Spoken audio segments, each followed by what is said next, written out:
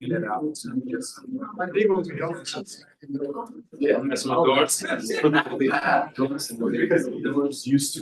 Drive. I mean, don't turn around. What do I get to do? Let's take it. I'm not even getting my hopes up. Then I can't, but then. The budget's trying. Yeah. My thing is not this right. It's like, Oh. Yeah, and then depending on who the person is, what their abilities are, and, you know, first I gotta assess what I need them to do, and then we see. Right. Stuff. Well, if I get mine rusted, I'll come down to it. Yeah. and really keep off, keep Oh, how are you? I'm good. How are you? Yeah, it is, it's just like a little bit of. There's really no. How are you? So, yeah.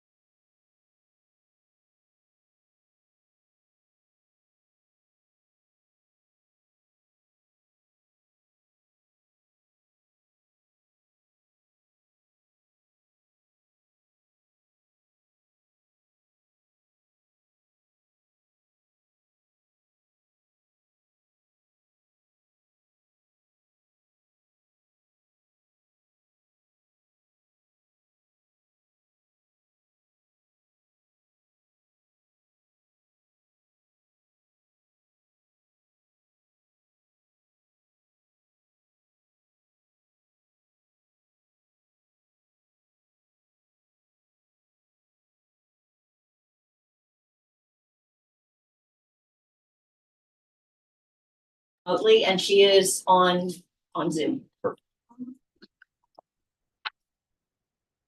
The Delegate Thomas as well, Gina. I'm here. He is remote. Okay. Mhm. So I'm gonna call the meeting to order. Commissioner Holmes of Fredericksburg and Commissioner Thomas of the House of Delegates have asked to participate in the meeting remotely. Commissioner Holmes, could you please state the reason for your remote participation and your location? Yes, I'm not feeling especially well and I am at home. Okay, thank you. Hope you feel better. Thanks for participating remotely. Thank you. And Commissioner Thomas, could you please state the reason for your remote participation and your location? Yes, my wife just had a baby, so I am on paternity leave and need to tend to that quite literally right now. And I am in Manassas, Virginia. Congratulations and thank you for participating in spite of all the craziness I'm sure going on in your home at the moment. What is Okay. sleep? We don't know. May I have a motion to approve remote participation in this meeting for Commissioners Thomas and Holmes? So moved. Second. Okay, I think I can do it this way. All in favor? All opposed? Any abstentions? That motion is approved. Thank you. Okay, looks like I'm going to have Byron Lloyd, Director of Safety and Security, give us our safety message. Welcome and thank you. Thank you and good evening, everybody. October is Cybersecurity Awareness Month. So I'm just giving you a few reminders on how to protect your data and keep your information safe. So one thing to avoid is suspicious emails. Look for alarming language, strange domain names. And if, for instance, if you're used to me sending you emails and using Miss Sebesky, and I start to use different language and things like that, then that's the alarm to say, hey, this may be suspicious. The next thing is using strong passwords. Make sure your passwords are 16 characters at least. I know that's a lot, but to make you safe, that's a good thing with special characters like $signs, things like that. And then also when you see those suspicious emails, go back to that. Do not download anything. Do not click on any links. Also turn on your multi-factor authentication. That's, over the years it's been fairly new and some people are like, oh, that's a lot of, trouble, but it keeps you safer. So it's putting your password, then they'll send you a PIN code and just to verify that you are you. And then the last thing is something that we all know about is updating your software regularly. I would suggest just turning on your automatic so you don't have to even think about it. As always, Christine will have more information that you give out to your constituents and your staff. Thank you. Thank you. Always very helpful information. Thank you for taking the time each meeting to share that with us. Okay, next, all that are able, please rise for the Pledge of Allegiance. I pledge allegiance to the flag of the United States of America and to the republic for which it stands, one nation, under God, indivisible, with liberty and justice for all. Okay.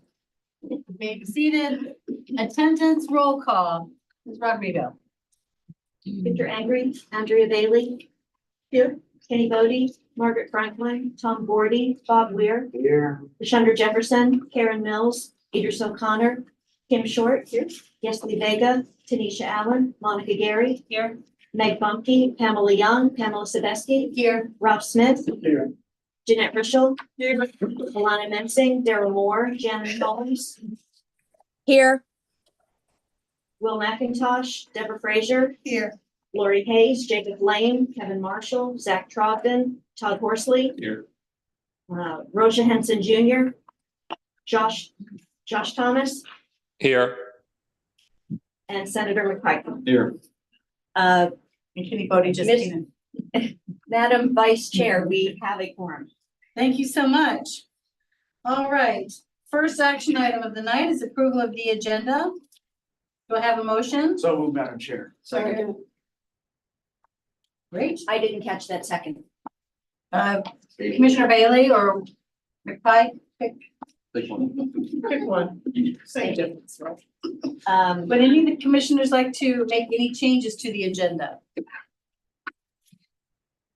Okay, all in favor? All opposed? Any abstentions?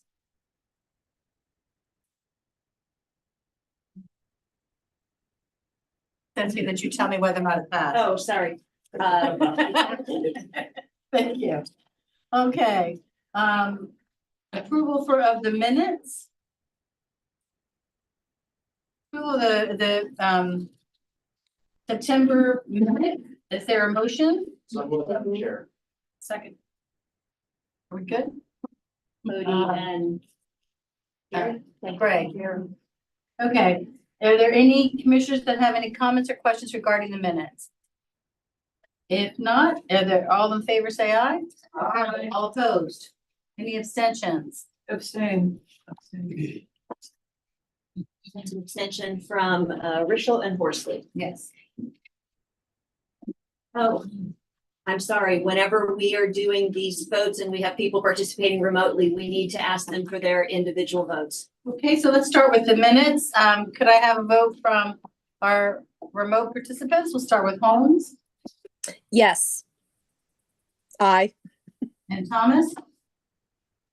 Yes. Okay, and do you need to go back to the Let's go back agenda? to the agenda just to be safe. And the agenda, same thing, Holmes Aye. Yes. and Thomas? Yes. Okay, is that all that we needed? For Yes. those two motions, correct? Okay, moving right along. Virginia Railway Express, Chief Executive Officer's time. Mr. Dalton, thank you for being here. Thank you, Madam Vice Chair, Commission members. You do have the CEO report in your packet. We do have several action items for you here, so let me just jump into this and just confirm that we'll take these as a block vote. Yes, sir. So what my plan would be is to go through and just summarize each one of them. We get to the, I believe it's 6.5. We do have a couple of slides because it is our preliminary budget. So we'll get to that point, and then you can take a block vote if that works for you. That sounds fantastic. Okay, great. So, first 6.2, we're just seeking approval from the commission to update or for an update to our electronic participation policy. As the information in your packet states, this simply just reflects changes that were made during the 2024 General Assembly session. So those changes for the updated policy reflects those changes. 6.3, we're seeking authorization to execute an operations access agreement with Norfolk Southern Railway Company. Specifically, this recommendation from the operations board, as I've stated in previous months, this is one of several agreements that we've been working on as it relates to the transaction between Virginia Passenger Rail Authority and Norfolk Southern. Specifically with this access agreement, there are still some track, if you will, that at this point Norfolk Southern retains. So this will give us access over that track. It's about 3.5 miles. But the majority of this, of course, is to retain the dispatching services from Norfolk Southern. Again, I want to point out previously in our previous agreement, for example, our annual operating access fee in this agreement was about 4.8 million on an annual basis. Of course, that covered the entire 28 miles of the Manassas line. And so one of the major differences, of course, in this agreement is that moving forward, we'll pay an annual flat fee of $750,000. And of course, again, in the information packet, there is a methodology to reduce that over time. And so the other key point from a term perspective, this will be a 20-year term versus our previous terms with Norfolk Southern that were always 5-year increments. So this gets us away from always being in a constant renegotiation with Norfolk Southern. 6.4, we're seeking approval and authorization to amend a lease agreement we have at our Broad Run station, and this lease agreement is with Prince William County. As stated, we have a lease on a parcel that provides 133 parking spaces for us. That there's an existing 20-year lease.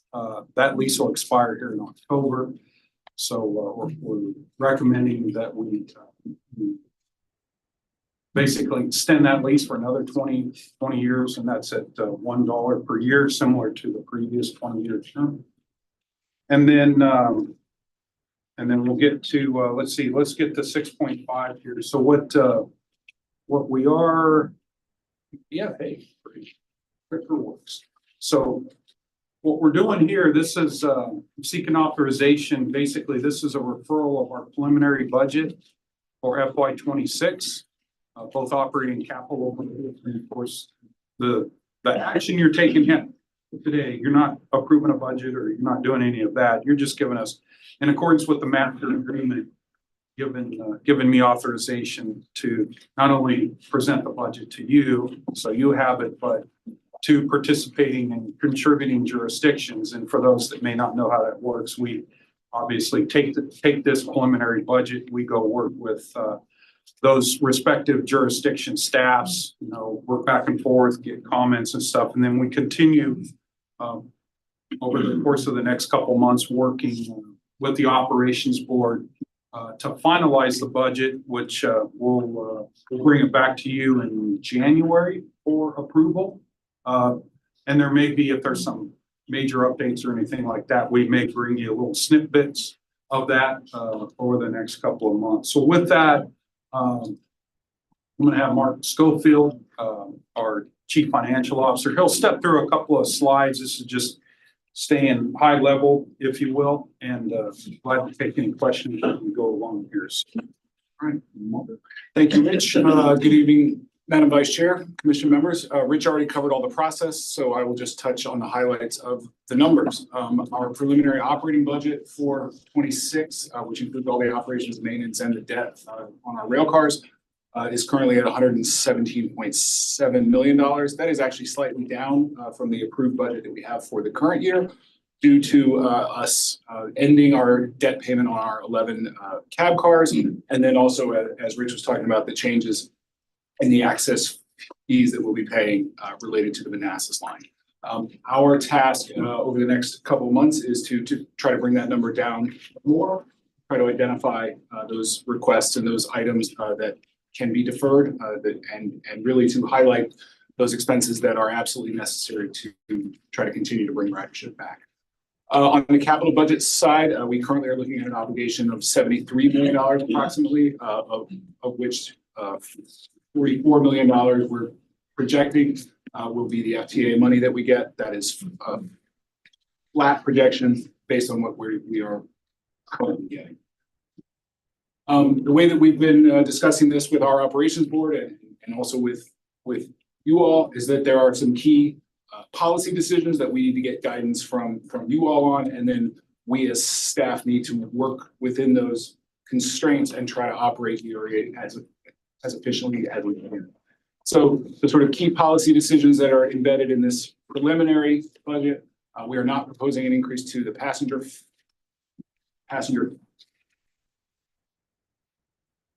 fares, in 26 after the increase that we had in the current year. We are proposing an 8% increase in the total jurisdictional contribution. So that would be an increase from 18.3 million to 19.8 million. We did just have earlier this week our master agreement survey, where we go out and determine where all of our riders come from. And that information will then be processed and used to come up with the allocation of that jurisdictional contribution to each of the individual jurisdictions. We're proposing that we will maintain our current weekday levels of service. We will continue to have money in the budget to fund the proposed Saturday schedule, which we are hoping to bring online in the first half of the next calendar year. And then in terms of the pandemic money, this isn't sort of an explicit decision. This is kind of an implicit decision of everything that happened prior to that. We're projecting that we would be using approximately $39 million of the pandemic relief money that we have currently in grants. That capital improvement program that I was just talking about, we expect a lot of movement in this between now and the time that we'll be bringing this back to you in January, particularly as a result of, as Rich was talking about, the Manassas line impacts on what we may be doing for midday storage, all kind of how we're going to be using the FTA money to support the deal. So we'll be coming back to you multiple times over the next coming months to talk about that. We have a number of ongoing projects. In fact, the picture right there is from just about 2 weeks ago out at Manassas Park, there on the garage and the pedestrian bridge. But we'll be updating the scope and the schedule and the budgets on all of the projects within our capital program. And of course, we have also been undergoing a sort of a long-term planning process, and we'll be trying to link the projects that we have in the next few years to that sort of longer-term planning effort. We always like to let you all know where we are specifically on the pandemic money. So again, we have drawn all of the CARES Act money. We are approximately, I would say, halfway through the rescue plan money that we have, and we have not yet tapped into any of the CRISA money. All of that money is in grants, totally obligated, just waiting to be used. Our projections are still for sometime mid-2028 for all of that money to be fully utilized. So with that, sorry, Rich or I would be happy to answer questions. Thank you. I know I have a few questions. I guess I will start, and you all can let me know if you have questions, please. First question is, prior to the pandemic, it was alternating. 1 year the fare increase went up, the next year the locality went up, and back and forth. Yes. Obviously, all of that changed in 2020 because of the pandemic. But 8% is relatively significant for jurisdictionals.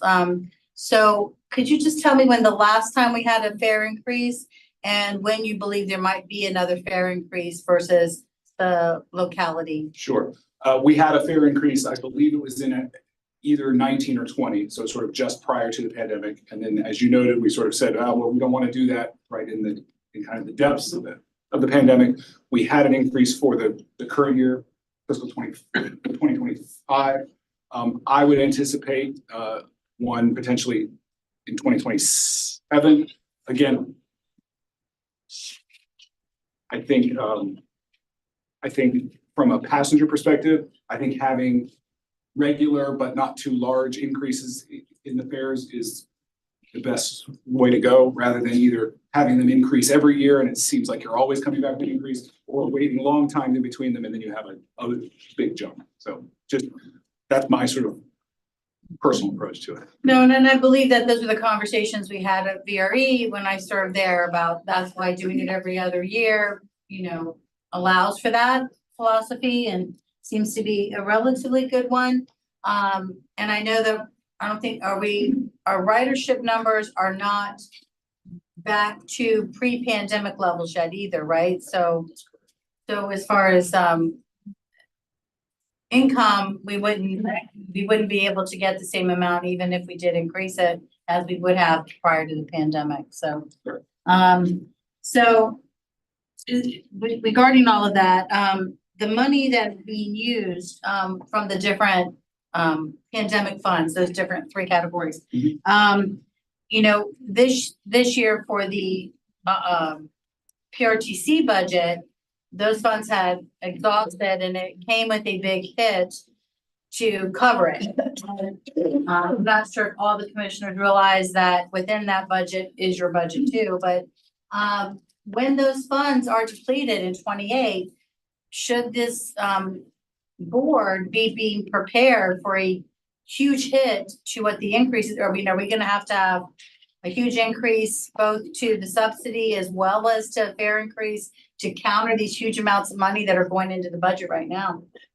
I'll make a comment and then if you want to jump in. I mean, I think that is really the driving impetus behind the SJ 28 effort that was kicked off in Richmond and that we've all been involved in, because it's not just VRE that is going to face this, it's Connector, it's OmniRide, it's Metro. And so looking for long-term sustainable revenues to give us what we need and not do it on the backs of the jurisdictions. I'm a part of the technical working group there, and I made exactly that point last week, that doing it on the backs of the jurisdictions is not going to be possible. Well, just, with, the making sure we're acquiring the Manassas line, increasing Saturday services, these are things that are important in order to increase ridership, but right now, ridership isn't where it is. And then if we're looking at, 2 budgets from now, having to come up with additional millions of dollars is just, I think a concern that we all need to be paying attention to. Because it was discussed here about the fact that that would hit this year, but yet it seemed to be a surprise to a lot of people when general fund money had to be used to cover, because we all know motor fuels tax is no longer covering either of these organizations the way it once did. And for us in Manassas, it's been the whole pretty much 8 years I've served here. So you have to come up with other plans. So that's a lot of reason I asked, because I think it's important everyone recognize that these are things that need to be considered even though it may not hit till later, it needs to be considered in this budget as well. So that's all I have for the moment. I'll open the floor to other people. Commissioner Weir? Do you have a preliminary budget ask of the jurisdictions yet? I'm sorry, Do you have a preliminary estimate of the budget ask from each jurisdiction yet? I do not. No. As soon as we have that, the data processed, then we will get that out. Commissioner Frank? I had questions about the Norfolk Southern deal. So if you go back to some of those slides, it looks like Norfolk Southern will be maintaining or retaining some of the access. I think it said like 24 miles or so. I think we talked about this. Norfolk Southern will retain approximately, at this point, they retain about 3 miles. 3 miles. Okay, can you go back to wherever that is in this presentation? It's ahead. I don't think it's in this one, is it? Yeah, I just saw it. Is it in the, is it in the next one? It's in the next one. It may be.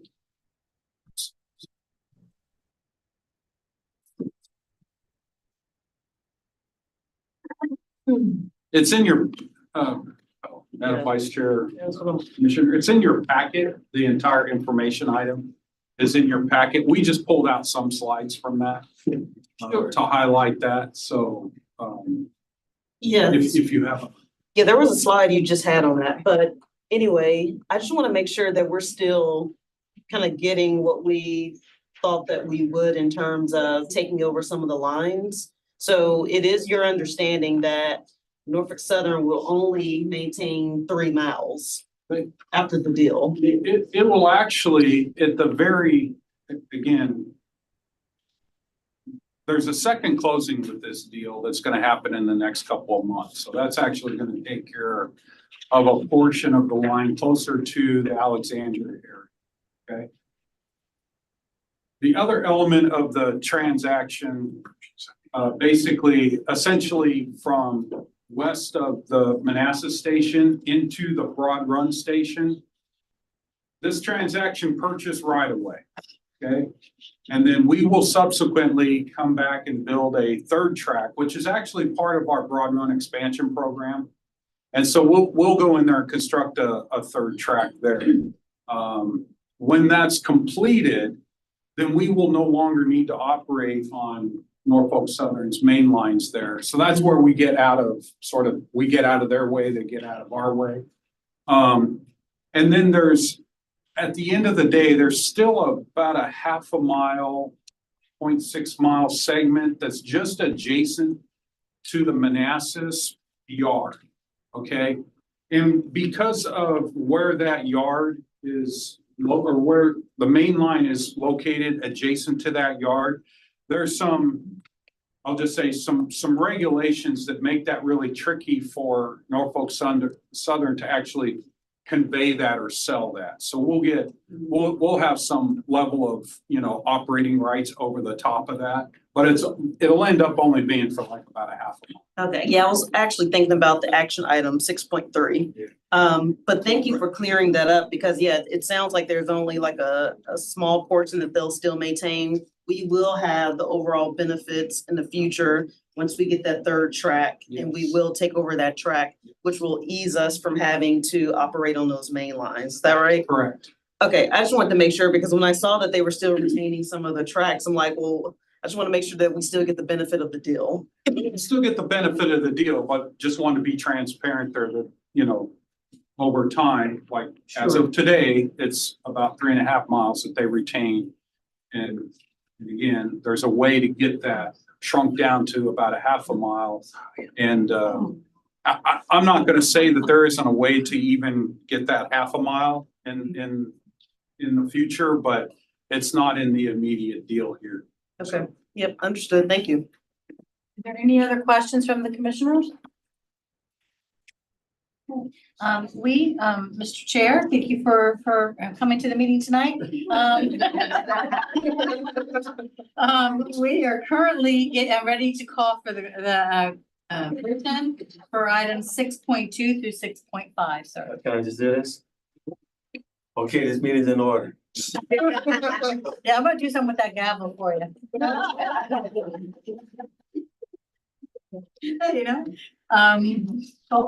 So we need to. So, I guess I can finish this if you'd like. Madam Vice, Yes, please. motion to approve 6.2 through 6.5. Second.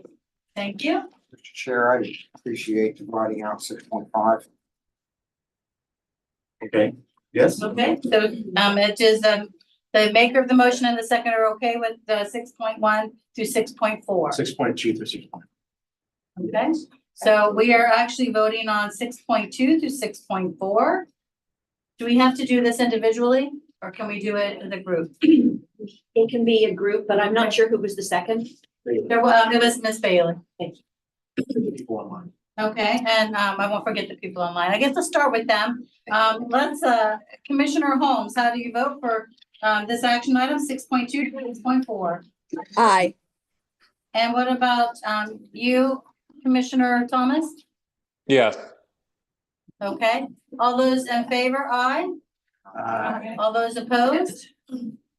All those abstained?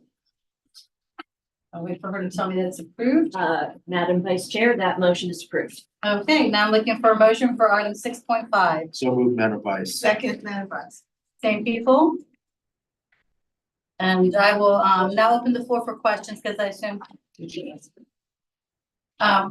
Well, I'm not gonna take account yet because Commissioner Weir, I think, wants to talk. Yeah, I just want to say I'm not going to support this. I am not in the line to pass on a preliminary budget we haven't seen with a preliminary budget asked to jurisdictional staff without us knowing what's happening or what those amounts are, particularly given last year's budget cycle and the position that we found ourselves in. I prefer that we know what the budget asked for, what an approximation of the budget ask is for each jurisdiction prior to sending it to staff.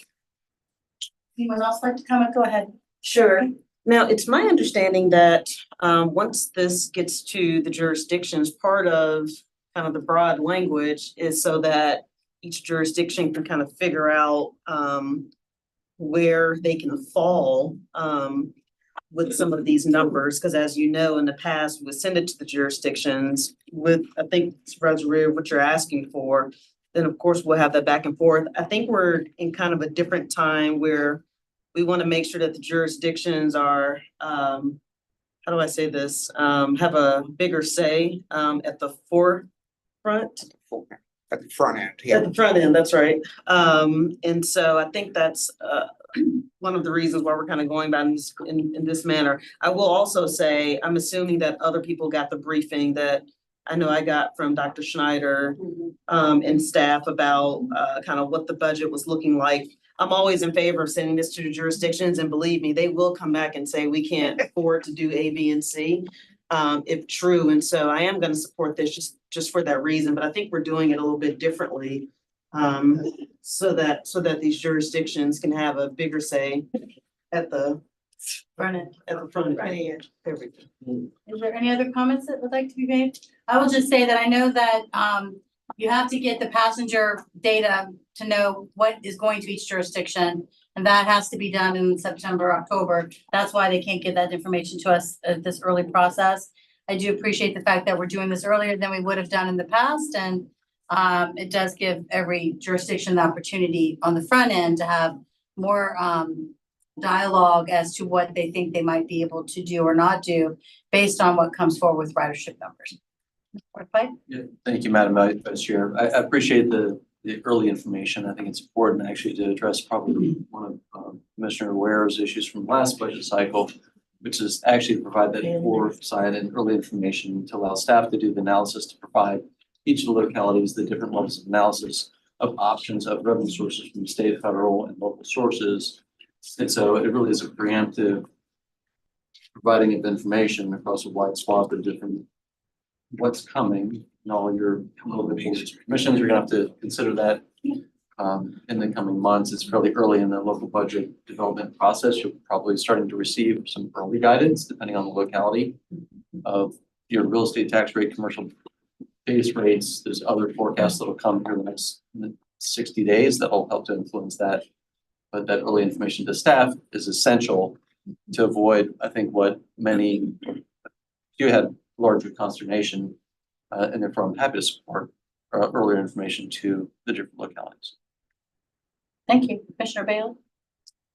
You know, everything's been said that I was thinking, and I sincerely appreciate that. I think the early information is critical. And so I will be supporting this. Thank you. Anyone else before we go to the vote? Okay, seeing and no hands, I'll start with Commissioner Holmes, Yes. Commissioner Thomas, Yes. all in the room? Aye. Aye. All those opposed? Okay. All those abstained? Madam Vice Chair, that motion is approved. Great, thank you. And then I believe Yuri has some information items. Yeah, just, Vice Chair, Chair, Commission members, but just wanted to bring this back again. We did do, as you recall, at the September 12th meeting, we did do a pretty extensive briefing or presentation. You do have that in your packet as well. We did a similar presentation. Just want to keep getting this out in the public, if you will. And just wanted to hit on a couple of key topics. I will say from our September 12th meeting, nothing's materially changed here. So Mark's just going to step through this real quick. I know there's some members that weren't here during the September 12th meeting. So again, just to continue with the transparency and stuff, we just want to hit it real quick, obviously answer questions and stuff like that. So Mark, if you want to just step through that real quick. So we are working with VPRA to craft a funding agreement that is really kind of an umbrella that will lay out sort of the total amount that we're committing to the potential transaction and over what time period. I think we spoke last time about the promising initial discussions that we had had with the Federal Transit Administration regarding using FTA money in this potential deal. So we're sort of continuing to pursue that along two different tracks. One kind of a legal track of looking at the appraisals, the purchase agreements, all that kind of stuff. Sort of a NEPA environmental track, and making sure that we cross all those T's and dot all those I's to make sure that the projects are eligible to use the FTA money. What we think this is ultimately going to look like is not just bringing you the umbrella agreement, but bringing you down the road individual purchase agreements for each of the property interests that are laid out there. Given the preliminary information that we have, we believe that the total of the appraised values of all of the individual pieces will exceed the amount that we're committing to VPRA in the agreement. So if we are mostly going to be trying to bring FTA money to the table to make this happen, of course, it can't be 100% money. It's got to have a match. And so 20% match on 155 million is over $30 million. So we're going to have to think about where is that going to potentially come from. we have a lot of potential options listed there. We have some grants that are already in place on our midday storage project that we would look to be transferring over. We have a couple different ways that we can use our own individual CROC money. We have money that PRA has programmed out to reimburse us on access fees that we could potentially try to reprogram. And then as we had talked about before, we have a couple of concepts for looking at bringing new money to the table, particularly the I-66 outside the Beltline. I won't go through all this table again, but you know, the benefit of this deal is not just on the capital side in terms of owning the property interest and having a much better midday storage project. There's also big operating benefits down the road in terms of a much reduced cost for just the day-to-day operation of midday storage and the lower access fees. It's very compelling. So as far as the next steps, again, we're going to be coming back to you multiple times over the coming months here. You know, looking at bullet number 2 there, we hope to be bringing the operations board and the commissions the agreement with VPRA for your consideration in October, November. We are still working on a long-term operating access agreement with VPRA. Again, bringing that to you for your consideration in that kind of November, December timeframe, maybe November, December, a little later, one or more of those purchase agreements. And then, as I mentioned before, bigger picture, we're continuing to work with all of our partners and the other transit agencies on how do we get the money that we need to make this, you know, long-term, whether it's SJ28 or something else, in order to support the expanded service that we want to do, that this purchase is going to make possible. So thank you. Madam Chair. Yes, sir. It's my hope, I remember the summary of potential funding agreements from our last, I guess, probably 3 months ago. It's my hope that staff works through an assessment of revenue sources based on elasticity of the revenue source. In terms of you're doing one-time stability of capital outlay versus operating expenses, and provide some better information in terms of clarity of which one staff is recommending and why, based on the revenue source stability and growth over time, to provide a little bit more stable platform for localities and commissioners to make decisions or recommendations based on those funding recommendations. Good point. Any other comments? Seeing none?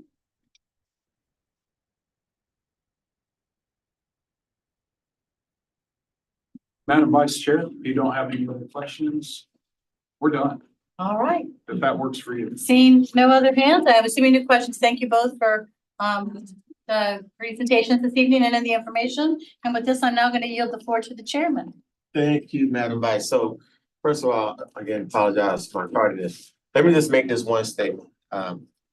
President McConnell, we seriously need to look at other options or another roadway. I know I'm gonna say it, you don't like it, but that Bi-County Parkway, we need to figure out how to get other ways to get across this county than just that 1-2-34. That is the nightmare of folks that have to travel that. So I understand the frustrations of one road that is created to get from the east to the west of this county. It is a lot. So we really need to have a discussion about how to improve that or create something else in addition to it. So I'll simply say that. So we're on to public comment time. I see I got one here written down, and we don't have anyone in the room for that. Are we good with public comment time?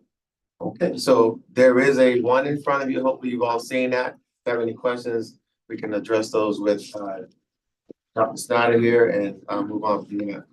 Moving into consent agenda. We have 2 items on, well, yeah.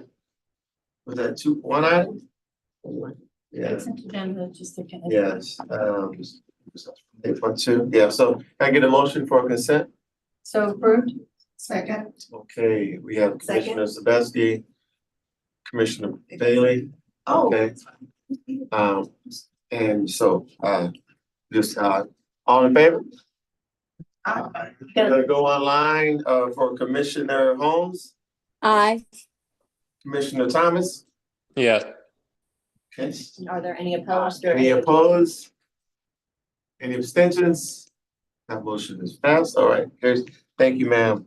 And so Executive Director Sam, the floor is yours. Yes. All right, next slide. A couple of months ago, we were discussing the fare increases and service impacts, and Senator Pike asked a question about fare elasticity. So we can go to the next slide. I did not know I'd had this ready last night. So staff was able to get this together. So I thought since we had it together today, we'd present it. So the question was, with a fare increase of $9 to $11, the argument was it would be limited effect due to the average number of trips people were taking per week. They used to travel about 7.8. Now that we're traveling 3.6, data was showing they were traveling 3.8 and increasing. And we had the option of a unlimited ride express pass for $285. So the question is, would they still stick with us based on, yes, there is a fare increase, but also the elimination and reduction of routes and options, overcrowding questions. And overcrowding is interesting because overcrowding is now defined as someone sit next to me, as opposed to the bus is always full. Now, there is also overcrowding as I don't have to wait a half hour till the next one, but there is some flexibility, which I'll describe in just a moment, but also reduced frequency. So we went from having buses come through every 15 minutes or every 20 down to every 30 with this service change in order to save funds. So what ends up happening is the road supervisors at the park and ride lot, and they're holding flexible buses. We don't know whether the 90 people in line are going to be there at 6:30, at 6:30 to go to the Pentagon, 7 to the Pentagon, or 7:30 to the Pentagon. We don't know whether they want to go to the State Department at 6:50 or 7:20. So what the supervisor is doing is waiting to see how long the line is, and then releasing the bus, counting the number of people in line, so truly actively managing the number of people and having to pull drivers off of this run onto that run. Very, very difficult situation to them. We're managing the count on that, and that changes. What might happen on Tuesday is different on Wednesday. And so we do actually have instances where people are in line at 6:30 and they cannot get up the bus. They may depart at 6:45 when there's about 40 people in line. Otherwise, there would not be enough for the 7 o'clock. Too many people for the 7 o'clock bus. So Senator McPike asked the question about, well, what's fare elasticity?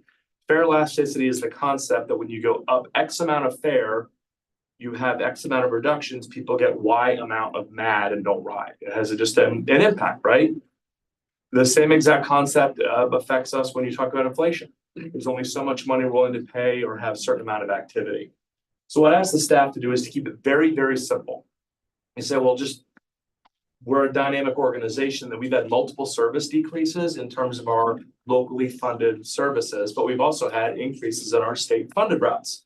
And not just this year, we've done that for, I believe, 4 consecutive years. So with the different changes, I just asked the team, since we've had 2 different service reductions in the same window, look at the whole system for July, August, September, and do it for the past 3 years, and then split it into I-95 commuter and 66 commuter. Don't get fancy with new stuff, old stuff. Just take a look at the ridership counts and see what's happening. So what you can see, we're going to look at this in 2 different ways. This is a 90-day window across 3 years. So just absorb this for a second. It's in July of 2022, then July of 2023, and July of 2024. So the green bar is July of 2024, the one we just had. So you can see what ridership looks like for the whole semester, the whole month, thinking college terms with university services. You can see, for example, July of 2024, our brand new fiscal year, a whole lot better for the service than it was in 2024. We had some reliability issues, Keel's performance issues, obviously much better. You've seen all those reports. But now you can see the growth in state provided services is leading a lot of that. We have had increases in Spotsylvania County, but we've also had that general growth in services. So we are seeing our highest ridership since the pandemic right now in terms of our commuter ridership. And you can see that it's occurring in this fiscal year, but it gives you a sense of what's occurring. And then if you take a look and you see what's happening in terms of the I-95 side of things, it's a much more flexible environment. It does not have the same reliability. It doesn't have the bi-directional toll lanes. And what you also have is you don't have any toll lanes whatsoever in 2022. Those don't open until November of 2022. You really don't have that strong commuter service volume out there. We don't really start launching a lot of commuter services until December of 2022, once those toll lanes open. But now you start to see that impact of that ridership growth. So when you look at what is happening in 2024, where those arrows are, you see a much higher ridership volume.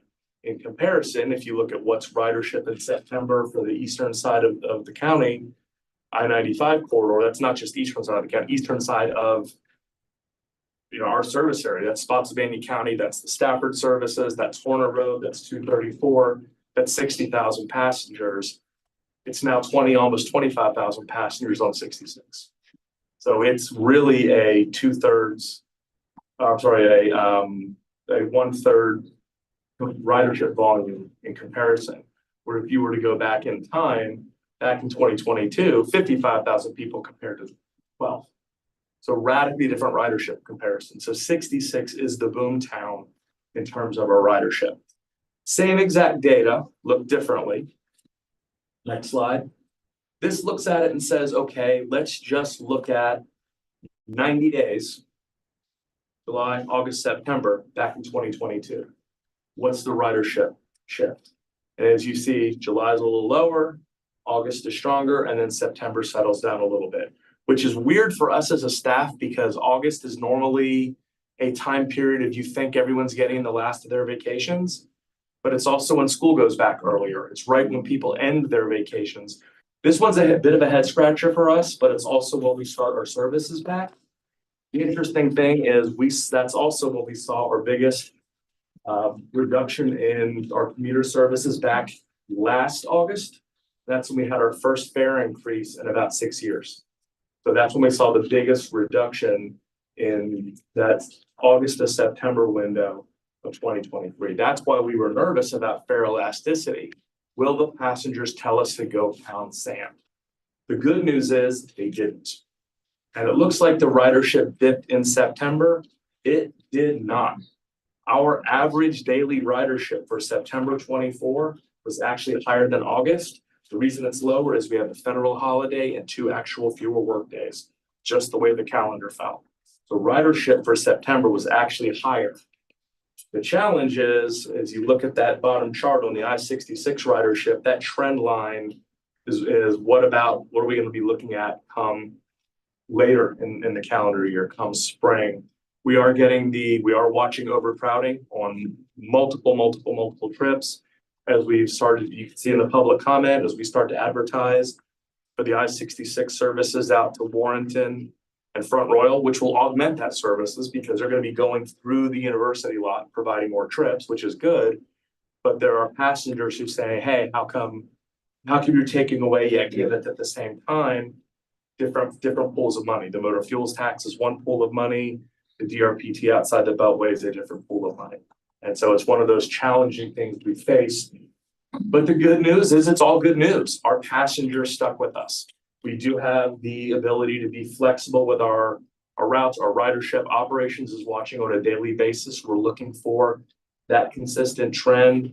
We haven't seen it quite yet, such that we know that every single Tuesday, that extra trip goes out on the Pentagon at 6:45. Once we know that, operations will start scheduling that in so it doesn't have to be something the supervisor has to manage on a day-to-day basis. Doesn't mean we'll put it in the schedule, because what happens if it goes away? Then we're to take away. Instead, it could just be on the schedule from the inside of the operation available for the customer to ride. Doesn't have to be the takeaway for the passenger. It's just something to meet an unmet need. On our side, we just call it tripper. That's what school buses do. That's what university services do. It's just a long-standing industry practice. It doesn't need to be on the public schedule per se. But you can see our ridership is improving. We're having month-over-month ridership increases. We have our highest local ridership we've had since I've been here. So that's fantastic news. Our commuter ridership is growing again. We're about 50-50 in terms of commuter and express services, and one is not overtaking the other. It's not a scenario where Our commuter is going up at the expense of our local. They're both either increasing or staying consistent. And so that's very good news. And I'll point out a couple of other, so that answers the elasticity question. Christine will send that information out along with the packet since it's the first time you're seeing it. Happy to answer future questions, but this is just that general concept of what occurred. As mentioned, September daily average ridership was up 5% over August, cumulatively a little lower due to the fewer work days. These slides show you that the 612, 611 that operate doing very, very well. We monitor these consistently on the eastern side, the Dale City routes. 971, they go from the Dale City Gemini lot through Horner Road, are showing increases, and it appears that the Lake Ridge passengers are migrating to Horner Road to ride that. But Lake Ridge 981 is still holding its own because the productivity is the same. The ridership volume isn't as high as it was before, but the number of cheeks in the seats are just as full. So the passengers who maybe didn't have it work for them they've stuck with us. They're either gone to Dale Boulevard or they're riding one of the other alternatives. That's a very, very, very good sign. And they're maintaining productivity. Montclair routes 952 and 953. We were a little bit concerned over summer and that they were just staying still, declining month over month. They're now showing the increases that we saw through spring. So we're very happy there. And we've now seen Stafford and Spotsylvania routes that began last December are now approaching the 10,000 mark in terms of their monthly ridership. So we are seeing consistent ridership increases. I-66, I-95, all corridors, including the new services that we've launched. Local ridership daily average has increased by 3% for August. So our route restructure continues to improve. We're looking at some of the areas where we, just where can we make the improvements, where can we make adjustments to ensure we hit budget targets. Our restructured Route 60 from Manassas Mall to Tyson's is also growing significantly. We're having to monitor afternoon overflow on that. So again, paying attention to their ridership needs to avoid overcrowding.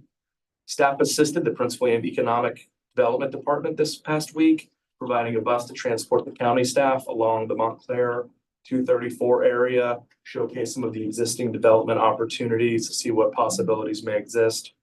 And we've also made multiple visits to the new Neabsco garage to review the bus stop area, identify what some of the new signage will be.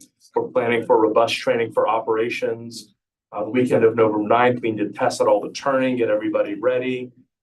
We want to have a fantastic, smooth operations for that service. We're planning that for December 9th. We'll have our new express adjustments ready by then, as well as our local services. And we will be there with tons of vehicles as a backdrop for the October 30th ribbon cutting. We don't have a time for that yet. I'm sure Prince William Transportation will let us all know as soon as we do that. We'll make sure everyone on the commission is fully aware for that as well.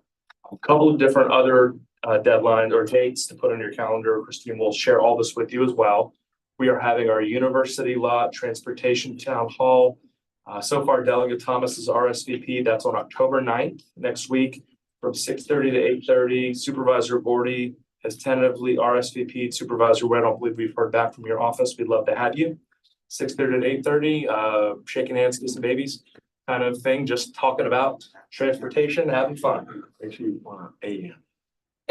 Looks like it makes a difference. 234 lot, October 15th, Supervisor Bailey's office is RSVP. So hopefully we'll see you and your staff out there. And then Horner Road, October 16th, 6 a.m. of course, 6:30 a.m. To 8:30 a.m. We already have Supervisor Angry, Bodie, and Franklin on RSVP. So another great opportunity just to talk to customers, get feedback, gain perspective, etc. Christine's going to be working to schedule local route writing, just so you can get that opportunity, hear from passengers, and go through that process. We will have the Legislative Virtual Committee October 11th at 10 a.m. That is already on your schedule, Supervisor Angry, Bailey, Bodie, and Holmes. And then we will have the Budget Committee meeting for expenses, because you're going to get the revenue presentation this evening. And that's all set in your calendars.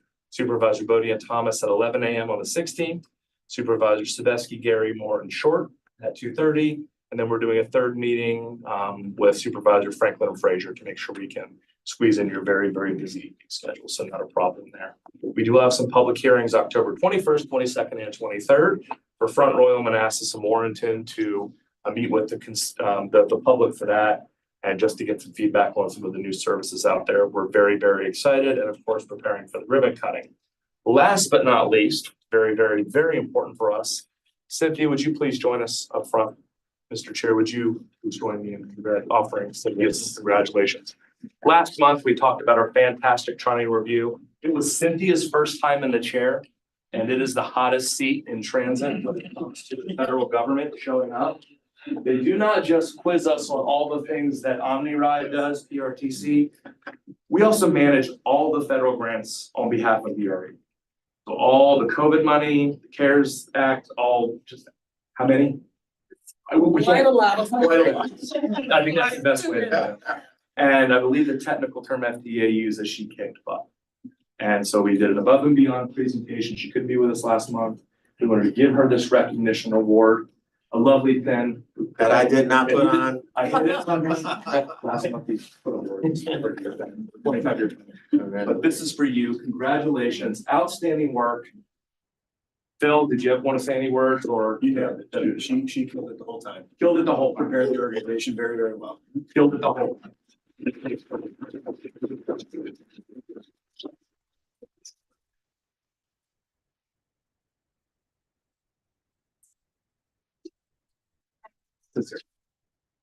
Yes, 2 days of two federal auditors asking you questions. Do you have that email that you wrote in 2017 about this? Yeah, maybe. But she did fantastic work. We're thrilled. And It's a very nice pen, by the way.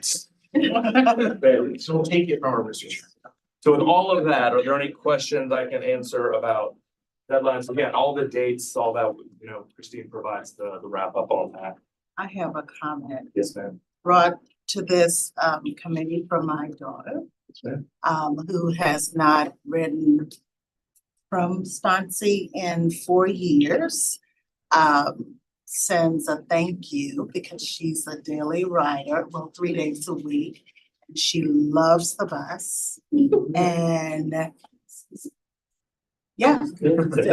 So it's personal to me, it's personal to her, so thank you. We love her rider. Awesome, yeah. Congratulations, Cynthia. Even stories like that.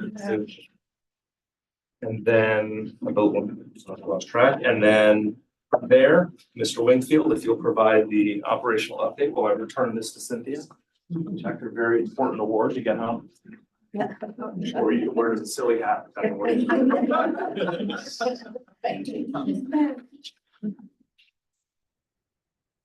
Good evening, Board Chair, Board of Commissioners. Prior to beginning the update September, I want to say it was another strong month of performance for us.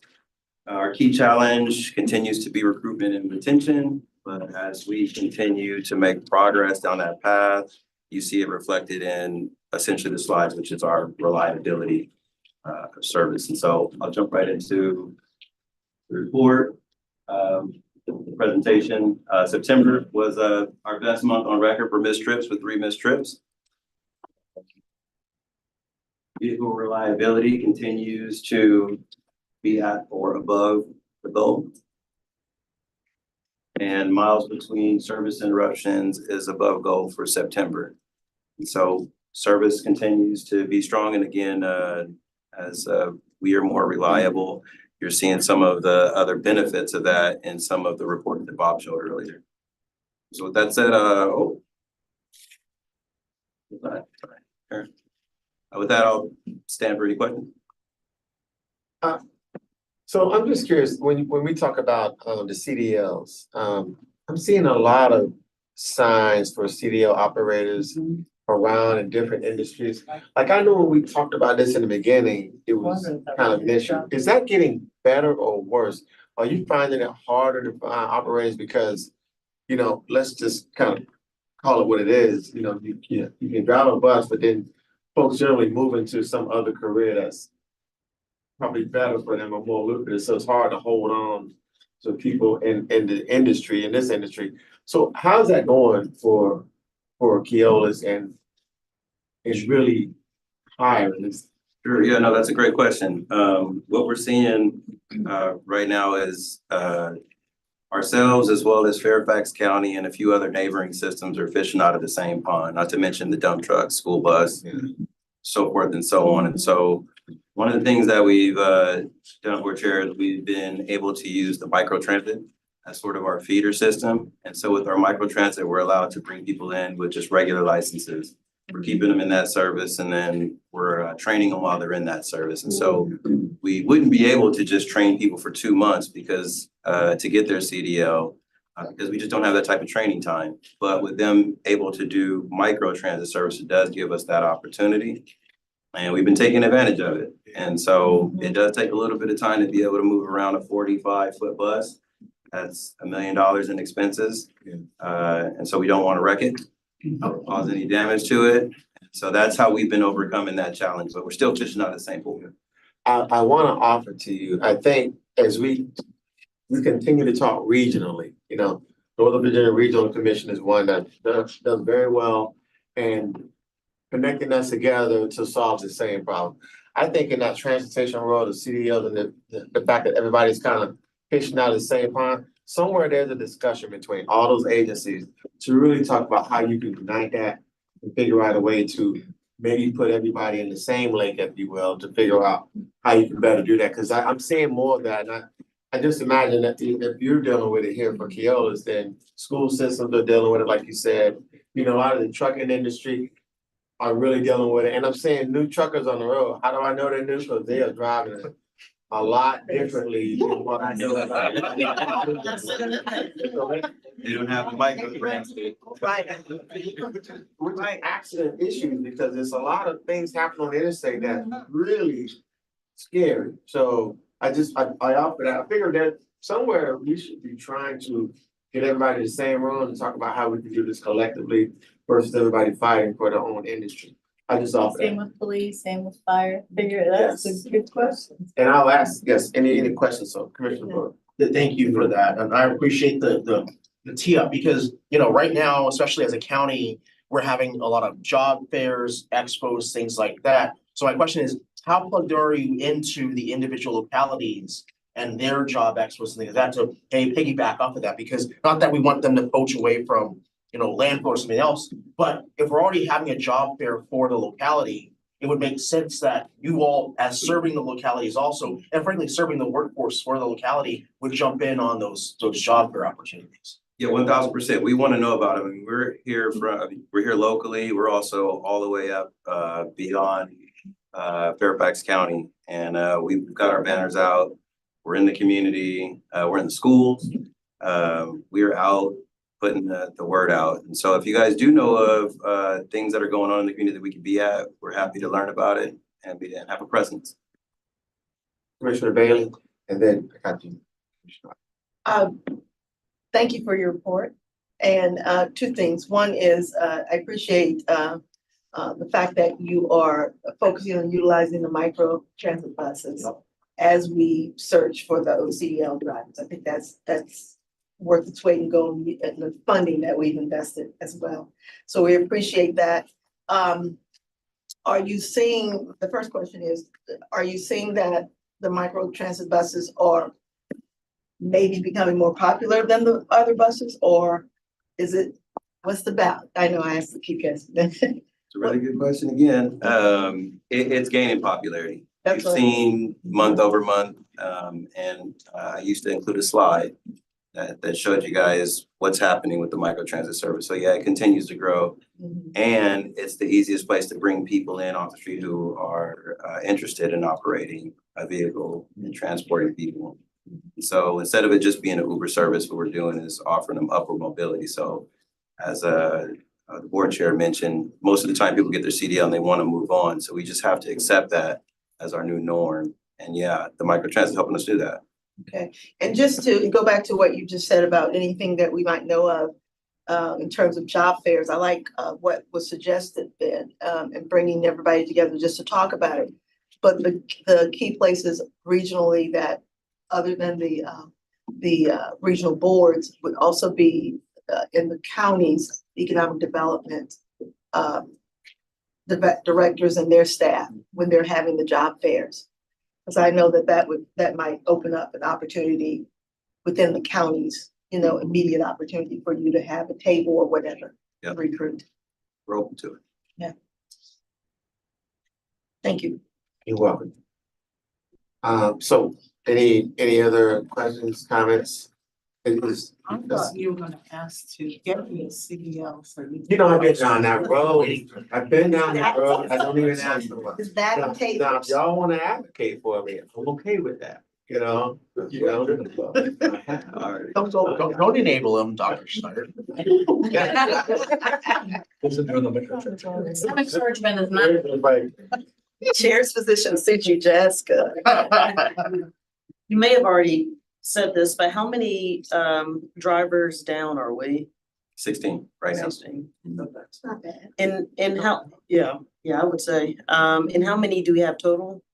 Right now, we have 149. So 175 is about the mark that we want to hit. We got 7 coming into training on Monday. Okay, so I mean, we're Oh, yeah, inching we're making headway. towards, Yeah, yeah. I'm happy with how we're progressing. Again, it's been a challenge. I continue to bring it up, so we only meet once a month. And I want you guys to hear the same story so you remember from the last presentation that it's still our challenge. And until we get to the 175, we're consistent at hitting it, I'll continue to bring it forward. and I think that's the key, because you said consistent at hitting it, because there's turnover. Yeah, again, folks coming to this industry, just like the gate cars on our military installations, there's nothing in that really for them. It's a stepping stone to move on. If there's a way we can benefits, tie that into something that's a real career enhancer, then you'll get that. But in this, you're really gonna be looking at that turnover. And so I don't wanna, stay on the topic of this, but I mean, I think to your point, 17 short out of, I was trying to reach a goal of 175, and you said 169, whatever, roughly that is. That you're well where you need to be, but it'd be nice to have 200, I'm sure, because then you can drop down and watch that thing. So I appreciate it, and we will continue to do our part to try to influence and help you grow that. I really think a regional discussion, which is outside of your kind of scope, but I think that's where we could help try to create that, to get some of these organizations and agencies together in the room to talk about it. Senator Pike, no. Sorry, I just thought that throw that in there, because he's a good guy, he knows that. But yes, ma'am, yes. Senator McCracken, no, I'm just kidding. I was looking at your chart here, Miles, between service interruptions. See, it's very consistent, and that's good too. But please enlighten us if in the future, if there's any opportunities outside of the norm that we might look at in terms of just preserving, the fleet that we have, or even the newer, buses that we have as well. That's important. That's All right. So did you have anything else on your report, or you good now? Okay, yeah, I'm gonna get this back to you. Okay, yes, thank you very much. Thank you. Bill, all right. I will share a couple of things on the things, what you mentioned is there's a part of the DMV moves conversation is there's the elected officials working on the funding side, but then there's also the efficiencies and synergies conversation that we're having through the Maryland, DC, WMATA specifically, as well as the Northern Virginia systems. There's discussion about doing regional training, et cetera, but one of the more interesting things is what defines where people want to work is predominantly culture. And one of the things that is helping Mr. Wingfield is it's tough when you bring an employee in and say, here's your CDL, go drive in DC, et cetera, et cetera. And there's that nerve, there's no opportunity for culture. But having a great culture, they come in, they're able to get comfortable, enjoy working here. And then there's a willingness to stay, a commitment. And he says over and over, and without him saying it, what are the 2 words Mr. Wingfield says all the time? Recruitment and, there we go. So recruitment and retention. So it's the culture, the retaining of the workforce. That's what helps keep it together. So organizational stability, financial stability, consistency in work schedules. Those are all the things that help drive that and make it easier to retain. So us working hard to do that, then we get to the second piece is how can we do improved recruitment? How can we do coordinated training in the region where then maybe employees can possibly move between organizations a little bit easier. So that's something we're looking at regionally can be done. I do want to point you to, if you have an opportunity, it's a really interesting conversation to have, just in your own head, is read the article in the Washington Post about the shutdown of the DC circulator. If you're not aware, the DC circulator closed operations this week. And in the process, they laid off all the operators, some of whom have been there for 10, 12 years. So they have their union seniority contracts and they're not being honored for their union seniority. So they're losing their pay because they're two different bargaining units. And you have all these different rules, and that's how labor law works. So what do you do with those employees? How do you address compensation? How do you address loss of seniority? Those are things that transit systems face, where there's mechanics that have lost positions, and Keolis is working aggressively to say, hey, we'd love to have you. I believe they've issued offer letters. So like hungry like the wolf, that's what we like to say. So trying to look for those opportunities, but what do you do when you have seniority limitations? And so that's just something that we look at inside of our industry that maybe you may not be that familiar with, but please go read that Washington Post article. As a matter of fact, Parent, if you'll link that to Christine, we'll send that along as well. It really is a good read, and there's some opinion aspects of it that I think are a little interesting, but just in terms of how the logistics work, that something like that does affect organizational culture, and that employees do look at things like that when deciding where to work. Yes, sir. And Mr. Chair, I hope that it is the opportunity for the drivers, the culture wise, they know the riders, they know the routes, right? They know the stories of individuals over time, over childbirths, deaths, and different things, little snippets. And I hope that localities take advantage of empowering those drivers to also be the ambassadors for local projects, local information, like the total tie-in, because they have such a vast amount of knowledge, and I think that helps that value-added proposition of what the value-added proposition to the whole community. It really is neat to see all the community connections, and I hope there's ways that localities, we talk about budget numbers, but the connection with the communities are also huge value added when you talk about how you talk to your communities, how you do outreach, how you get feedback on what's impacting their community. And there's a captured audience for a short, brief time, but it's an important one because you have ambassadors built into this system. So I just, maybe it's a side diatribe, but I think it's an important one on the culture and hoping that employees understand how valuable they are as assets, not just as a function of transit, but also the community building aspect, which I think is very much needed right now. Need some value, they don't say. Well said. And the final item is an article on Fresco Pilot. It's May Mobility is a corporation that does automated vehicles. You recall a couple of years ago, they had a demo vehicle of that type in the Mosaic District. And they've launched a new iteration of that in Contra County, because there's Contra County West out in California. But those are the kinds of types of areas where they operate really well in low speed environments. So that operates really well in the Triangle community. It's something that operates out of the George Mason campus, connects in the innovation area. So those are just some of a really good way to read that article. And just now that we're getting back into, AI, the technologies, we were really on a fast track of automated vehicles, but the pandemic slowed a lot of that research. It slowed a lot of deployments. It slowed a lot of test cases, and that's fine. I think it's an advantage that the robotics industry got more opportunity to research and learn. And now we're getting a little wiser in deployments and things like that. But it's something for good article to dream about for a few minutes. So with that, Mr. Chair, I'll leave that in my report. All right, well, thank you, sir. So is Mr. Owens, is he online? Yes, I am. Yes, he is. All right, well, Ben, the floor is yours for your commuter choice senior program manager. That's who you are. You're gonna give us a presentation on commuter choice.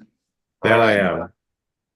Yes, good evening, Mr. Chair and Commissioners. Nice to be with you this evening, and thanks for accommodating me over Zoom today. We are seeking 2 actions from the Board of Commissioners this evening. I see you have them in a separate section of the agenda, so I can go through my slides and stop for questions on each, or however you'd like to approach this.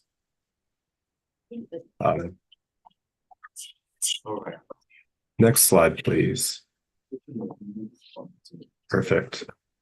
So first, just a very quick refresher on the program. Commuter Choice is our grant program that competitively reinvests 66 and 395 express lanes toll revenues into transit and other transportation projects that benefit toll payers by moving more people more efficiently along the corridors and establishing effective improvements that expand options for commuters. For the I-395-95 commuter corridor program, the two commissions, NBTC and PRTC, take all actions in tandem according to the memorandum of agreement with the Commonwealth governing the program. And both of tonight's actions indeed concern this corridor.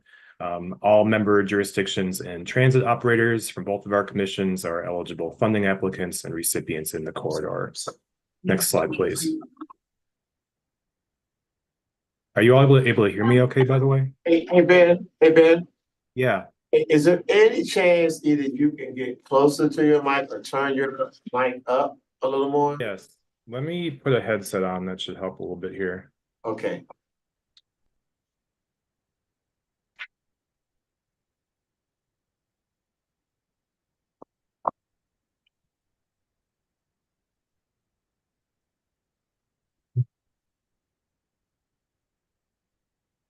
Okay, how am I coming through now?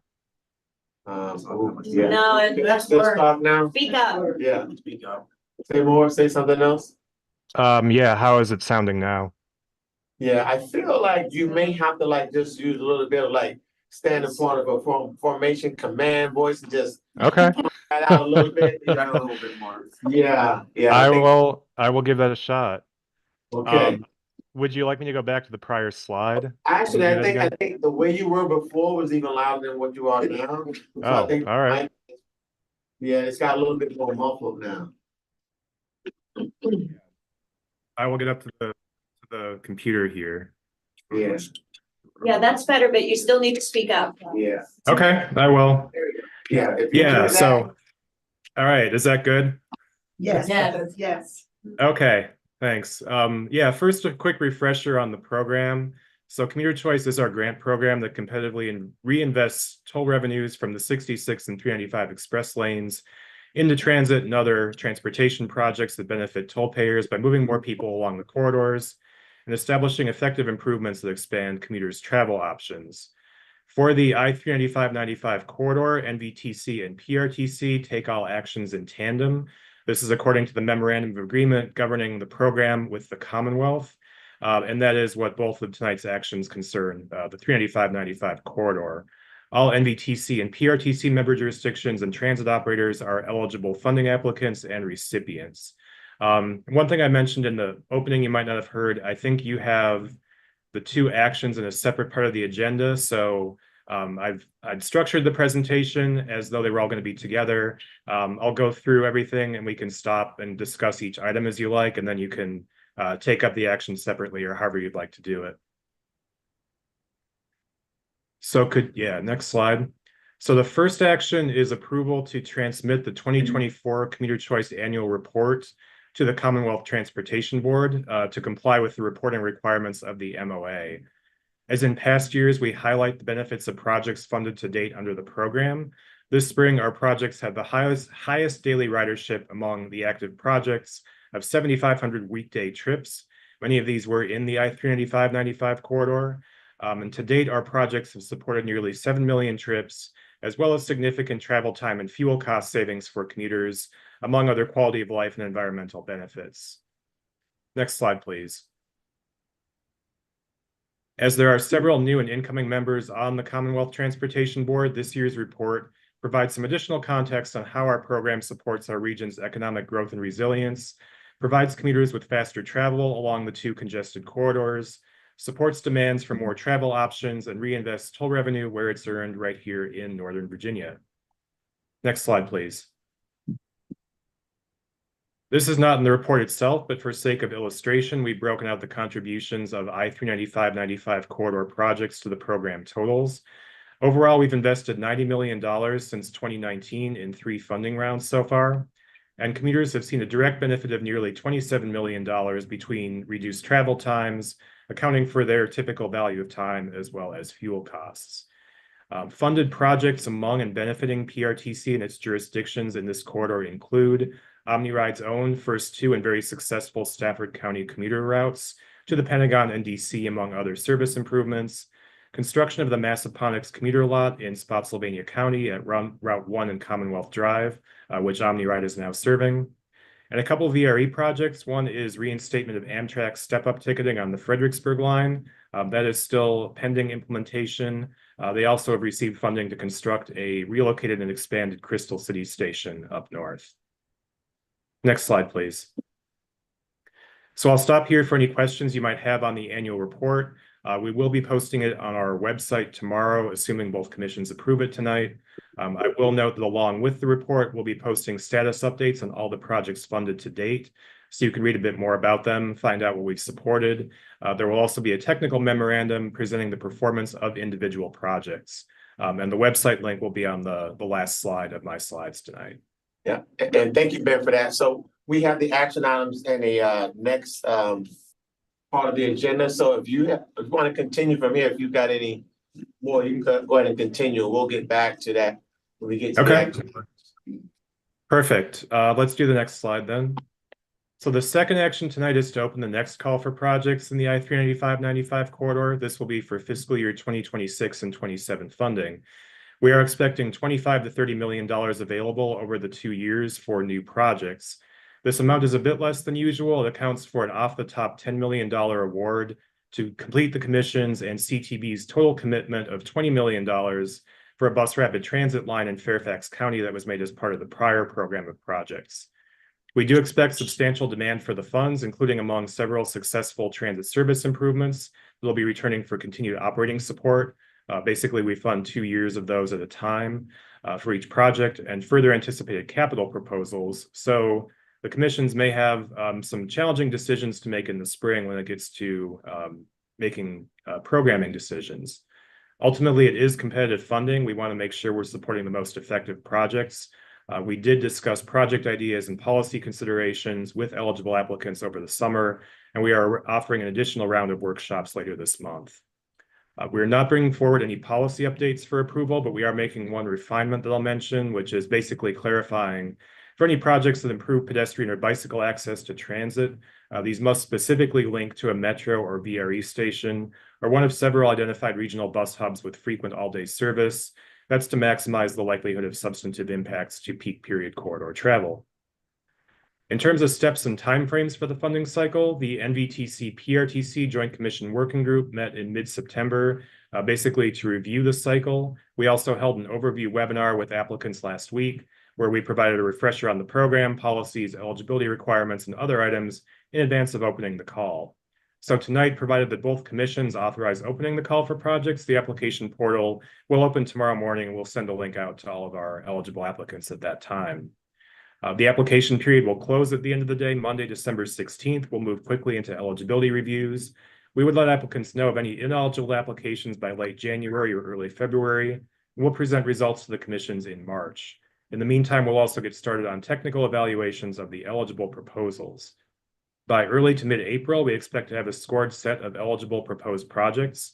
We'll open a 1-month public comment period on them. And around that time, we'll also reconvene the Joint Commission Working Group to consider and endorse a draft program for the full commissions to take up.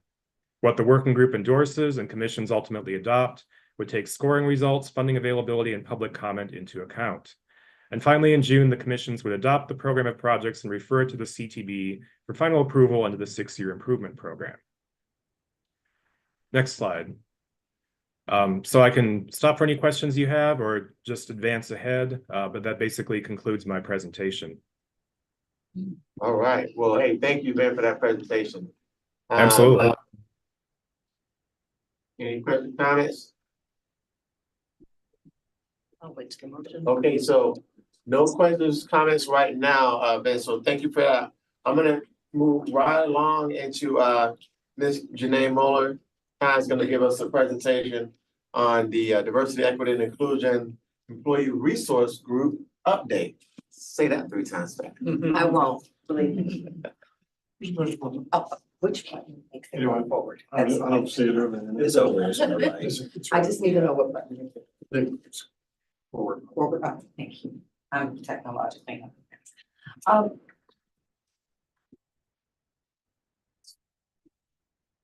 Good evening, ladies and gentlemen of the board. Thank you all again for the opportunity to allow me to update you on the OmniRide DEI Employee Resources.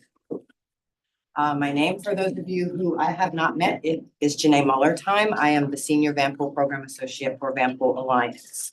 And I'm also honored to be the chair of such an amazing group. Over the last 6 months, we have really put a lot of focus on revising our strategic plan, which was approved by the board in July. And I want to say that it was wonderful to meet so many of you, both in person on May 7th and virtually on May 31st, to get your assistance in fostering a workplace that is both productive and supportive to our employees. Becky is not here, but I do want to give her a very big thank you. She dedicated a lot of time to helping to revise our strategic plan, and it was a great success in a large part to her. In May, we offered a wellness webinar about disconnecting from social media called Switching Off: Life Beyond Digital Devices, as the overuse of digital devices has been linked to stress, burnout, insomnia, anxiety, and other mental disorders. We restructured our Eastern routes in June, and I did thank many of our employees today, but I want to also again thank every employee for not only assisting with the outreach, but bringing back so many heartwarming tales about their experiences. As a unit, we rode buses, staffed outreach tables, and commuter lots to make sure that we could reach many of our passengers to inform them of the changes that were soon to take place. It gave many of our employees a chance not only to meet our passengers and see how their work, even if it is not directly related to the day-to-day operations like finance, helps our community. In addition, it has added a new goal to our fiscal 2025, which is one outreach for every employee within the company. I also want to give a very amazing thank you to Dr. Schneider and Chair Angry for their amazing talents at Transit Center Karaoke. I'm waiting on that rematch. I just need you to know that. She could sing. She could actually. She could sing. Shala, yes, it is. The gauntlet has been thrown.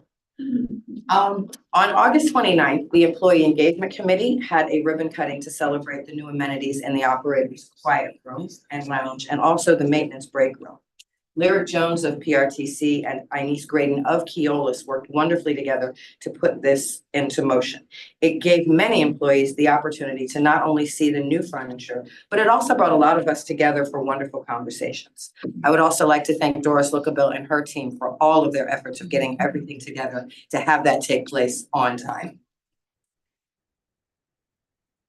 Now, as I did mention earlier, the DEI's focus for the past 6 months has been on revising and implementing the strategic plan. One of the ways that we are currently doing this is by using our existing Superstar program.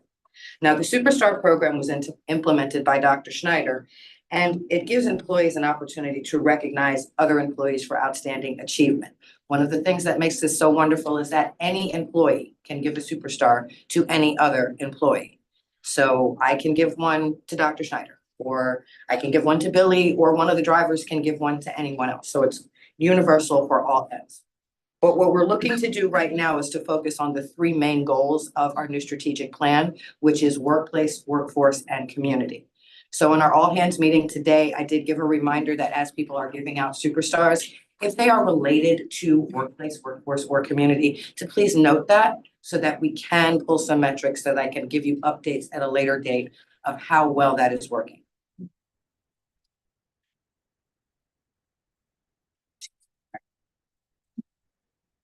Our next goal is going to be focusing on our 5 core values. We are looking at many ways to ensure that they are showcased around OmniRide and Keolis. Our Human Resources Department has just recently added this to the new hire orientation slide as of September 2nd of this year. I once again want to thank you all so very much for your support for the OmniRide DEI Employee Resource Group. I'm still not going to say it 3 times fast. And at this time, I am very happy to answer any questions you may have. All right. Well, look at that.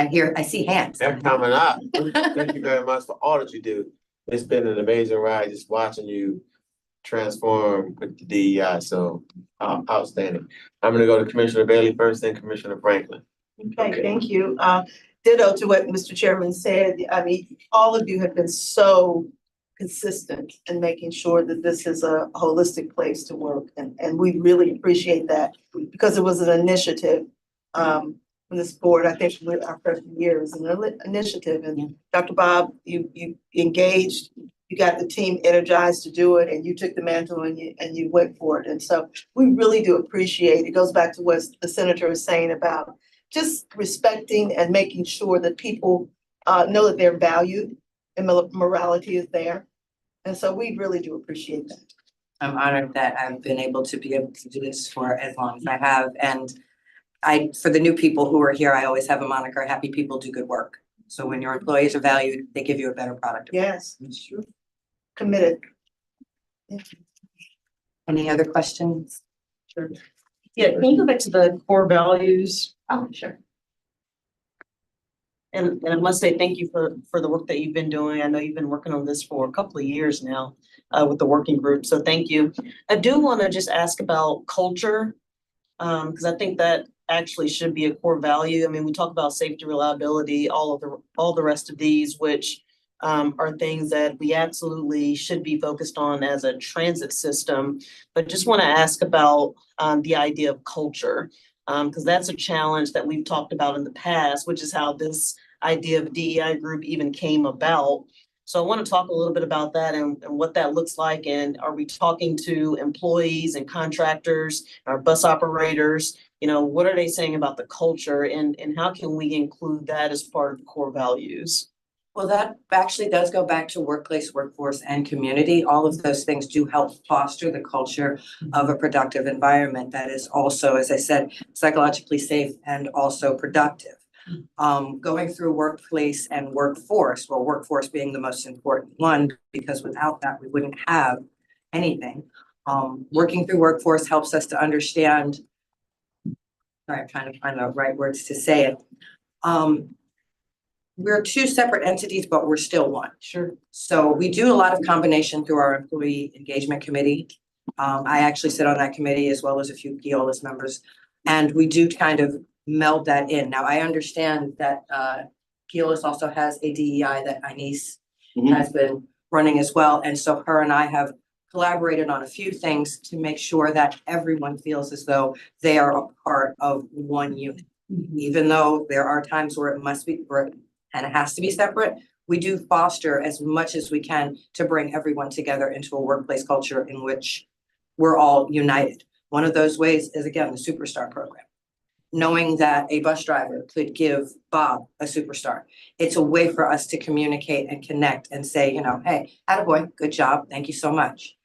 As for the core values, these are mainly transit related. So when we talk about, sorry, did you have them? Yeah, those are mine. So Who's they belong to? so quick story. I was failing as a manager. Trying to get, you were there, Winfield was there, couldn't get my feet on the ground, couldn't get the culture. And I was in the Dayton airport. The manager said to me, he goes, you're not going to get the culture until people know what you know. The culture is after they know what your values are. Oh. So the culture is going to happen, good or bad. It's the downstream effect of what you value and what you care about. And if Becky was here, she'd have a whole speech to give. She's not here because she had a death in the family. So she is on bereavement tonight. So keep her in your thoughts. But that's the key. The culture's built, it's built into what we do. We're aggressive about it. We believe in it. It's been, for me, a 15-year transition of who I was when I started as a manager, not understanding, and where I am today, and my still ongoing evolution, and still evolving to this day. But what those help us do is figure out when it comes time to make a decision, what are we going to put first and why? And it helps employees and make decisions and understand what we're going to put safety over reliability, because you can't be reliable if you can't get there safely. And that it's really just a value set. And there's a little speech that comes with it from an elevator pitch standpoint. But that's where that comes from. It was me sitting with Bud Cure in the Dayton airport, him asking me questions, arguing with me, telling me I'm wrong, and making me justify all the reasons why I, as a manager, why I believe what I did.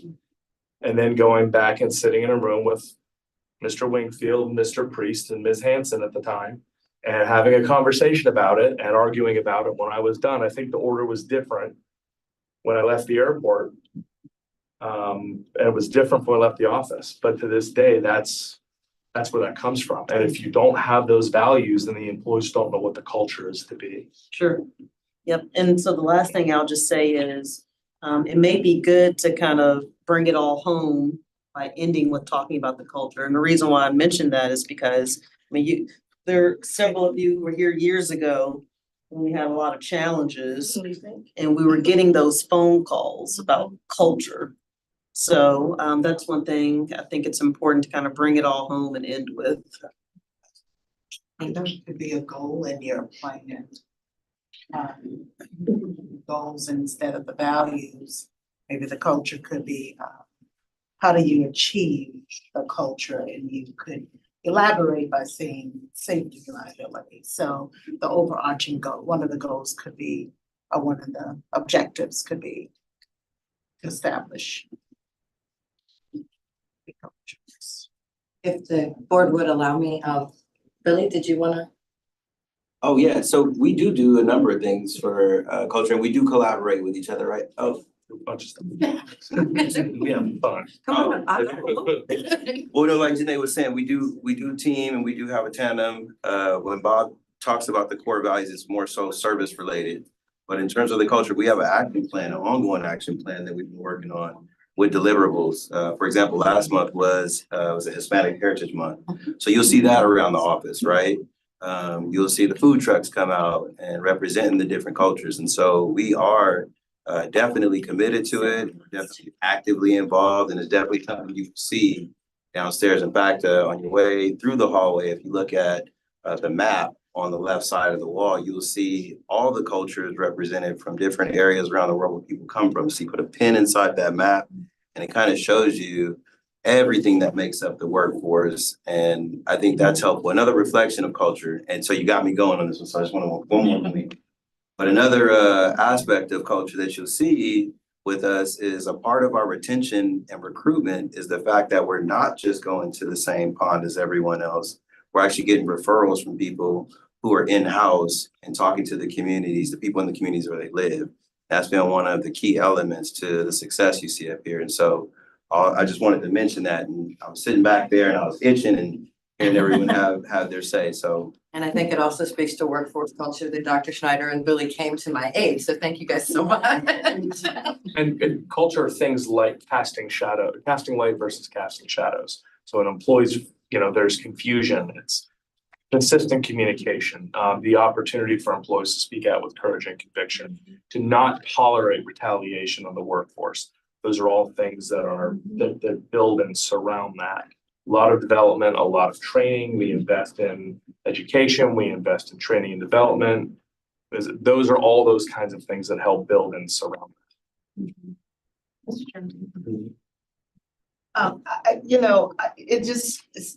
It's resonating and it sounds great. And Bob, Dr. Bob, I want to say to you that, I like that you identify I was failing, but you were failing forward. Because there's been a lot of progress since all this began, and you have to acknowledge that. As Madam Chair says on our board, you have to name that. And it's a good name. It's a good name.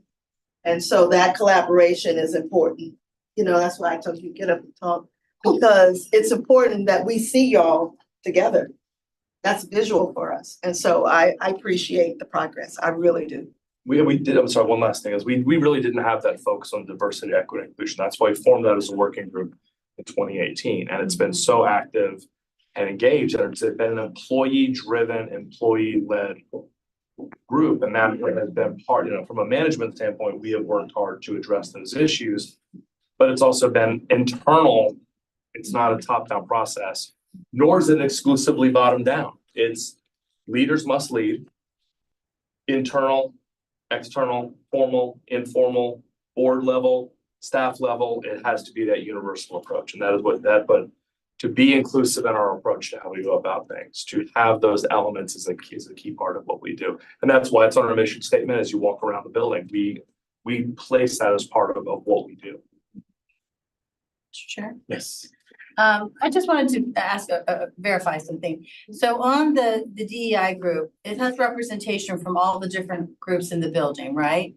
It is, Both, it's both Keolis and OmniRide. Actually, they do have separate DEIs at the moment. We do have a few members from Keolis, Nick Bauer and Inez, part of our group. And I think a few of us are going to be joining Inez's group. But in our area, it is, I think it's 33% of our staff sits on the DEI, and it's executives all the way down to customer service agents. so I just want to, I mean, I think that that's important to know whether or not this is coming from one perspective or all perspective. I know it's coming from all And perspectives. so that's why I asked if this group is encompassing both Keolis as well as OmniRide employees. Because I do think that we need to know that, and it's reflective. If these core values are what this group has come up with, I do think it's important, this feedback that we've given you, go to them. But I also think that it's important that we value what you, the group, has come up with as what you see as your values and what's important. Because you're the ones doing the work. And you know, DEI is important, and this was put together because of a bad culture at the time that needed to be able to have voices heard across the board. So, you know, I just wanted to say, for me, I think this conversation about culture is important, and maybe it's already embedded in what this group is thinking within these values. I don't know that we should be telling you what to value. That's all. Totally value culture. And I will possibly wrap this up and move on, but I will say that what I just heard from you and Keolis, you Billy, having that partnership conversation about DEI, I think that's actually needs to happen more. Brilliant, because here's the reality. Our operators don't belong to PRTC or OmniRide. Keolis manages them. That's the whole contract piece.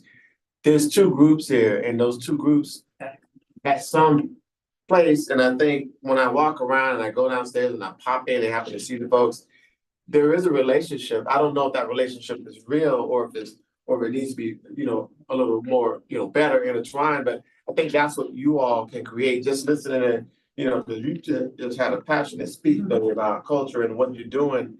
And I know we have that on this side, and I didn't realize there were actually two DEIs here going on.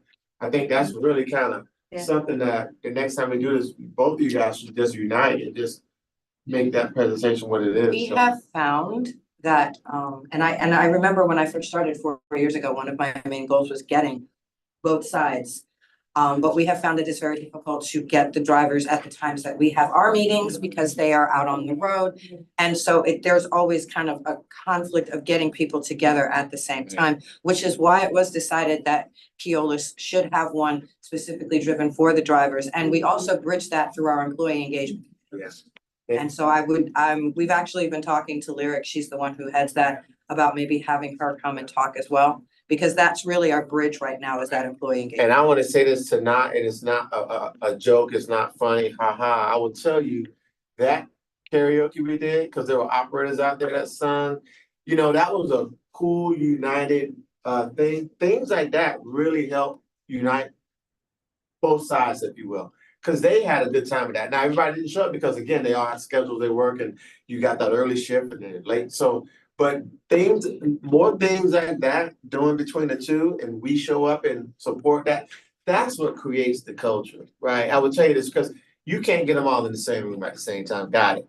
But eventually they're going to start saying, wait a minute, everybody's having a good time here. People care about us, and we're doing food truck on different ethnicity months and different things and ideas. And, come on. I was saying at Madonna, we went all the way through the lineup of just over times of anyway, my point is things like that is what unites folks. And so when you talk DEI culture, those are the things, even if they can't make the meeting, you're doing those things that bring the folks together, and they can see it and they understand that, or they feel better about the organization. So I'll stop there because we don't want to continue with this, but I just thought I'd add that because I recognize there's two going on here, and I think what we did with that was brilliant, and we need to do more stuff like that. And I'll always be a part of that. But she can really sing, and you don't need her singing because she can sing. Okay, I want to thank you for that. That was a great presentation, great discussion. Okay. And now, real discussion. All right, Phil, the floor is yours. We're gonna talk about some budget stuff. 2026 OmniRat budget review discussion. Sir, the floor is yours. Thank you. So we're gonna hop right into it here. Want to lay out a little bit of what our budget process, what we're looking to do here is bring information. October, this month is the revenue. Basically lay out the baselines of what we have for our revenue. Next month, we intend to bring the expenses. And then like BRE did this evening, we're hoping to bring something for full jurisdictional consideration in December. It should be noted that we've had some budget committee meetings. I really want to thank everybody who's given their time to those. There's been valuable input. You'll see a lot of that actually in here. It really helps me in knowing what it's important for you to see and knowing to see it. And also we are beginning the process. We're actually swapping dates and whatnot with Prince William County staff in particular in terms of meeting sometime in middle of October to again begin our discussions with them. And who is the lion's share of the budget, as we know. So that's sort of the baseline process. What I will say and start off with is, when we bring this December budget, we are basically going to present some things, maybe not as much recommendations as much as options as a menu is a way to look at it. Things like maybe reinstituting local fairs or perhaps advertising, things that have been discussed at this commission before that we want to bring back and show what current information looks like in those particular topic areas. We also are going to bring a variety of potential service reductions should we need to do that as we do this past fiscal year, as well as potential service enhancements like restorations of some things that were eliminated, again, should we want to go in that direction. But the idea is going to be to present a menu of options and choices that we can be looked at. And then once this gets hopefully approved in December to go to the jurisdictions, we can have more detailed discussions on what's going to happen from that point forward. So that's a little bit of the layout of the process. Just wanted to share that. Very quickly, I'm going to do an operating revenue summary as well as a capital summary. And we'll touch on all these individually. With the exception of other, I'm just going to touch on that briefly now. We do receive a small fee for hosting VRE, as well as there's $150,000 for the ways to wellness in that other line. So I'm not going to really get into that further here, but I'm going to touch on all these other ones individually. I think the overall, thing that we see here is there is a rough operational budget increase in revenue. But what I do really want to stress here is that when we present the fiscal 25 budget, the numbers that we presented for fiscal 26 in that budget, these are those numbers, the same exact numbers. We're not asking for more than what we had projected a year ago. And as we move down the line, we'll see what ends up happening with those numbers. But we do anticipate both revenues and expenses being within the things we've laid out last year. So we're hoping to provide that consistency, be early in the process, which we're not as early last year. This is normally a February thing that we had done in the past, February, March, getting out in front of this early. So that way there can be the robust discussion and everybody has the opportunity to do the things that they need to do. So on the capital side of things, very quickly, the 80% of our capital budget is for vehicle replacement, as you might expect it in an organization such as ours. There's a lot of 100% state funding that gets used, as well as some federal funds. What's really critical for the state funding is it helps us keep our jurisdictional match low, or as low as we can do. And so right now, the jurisdictional match on the capital plan will be about 3%. I do want to say that's probably as low as we can get it. We've had about 6%, maybe 8%, but we've also had 30 and 40% in the past. I'm not exactly sure, as we dig into the budget, we'll know more, but it is certainly one of our goals to use other funding sources when we can that require a low jurisdictional match to keep that burden down where we can do that. So moving right into the fare box revenue line of the budget, or the operating revenue, I should say.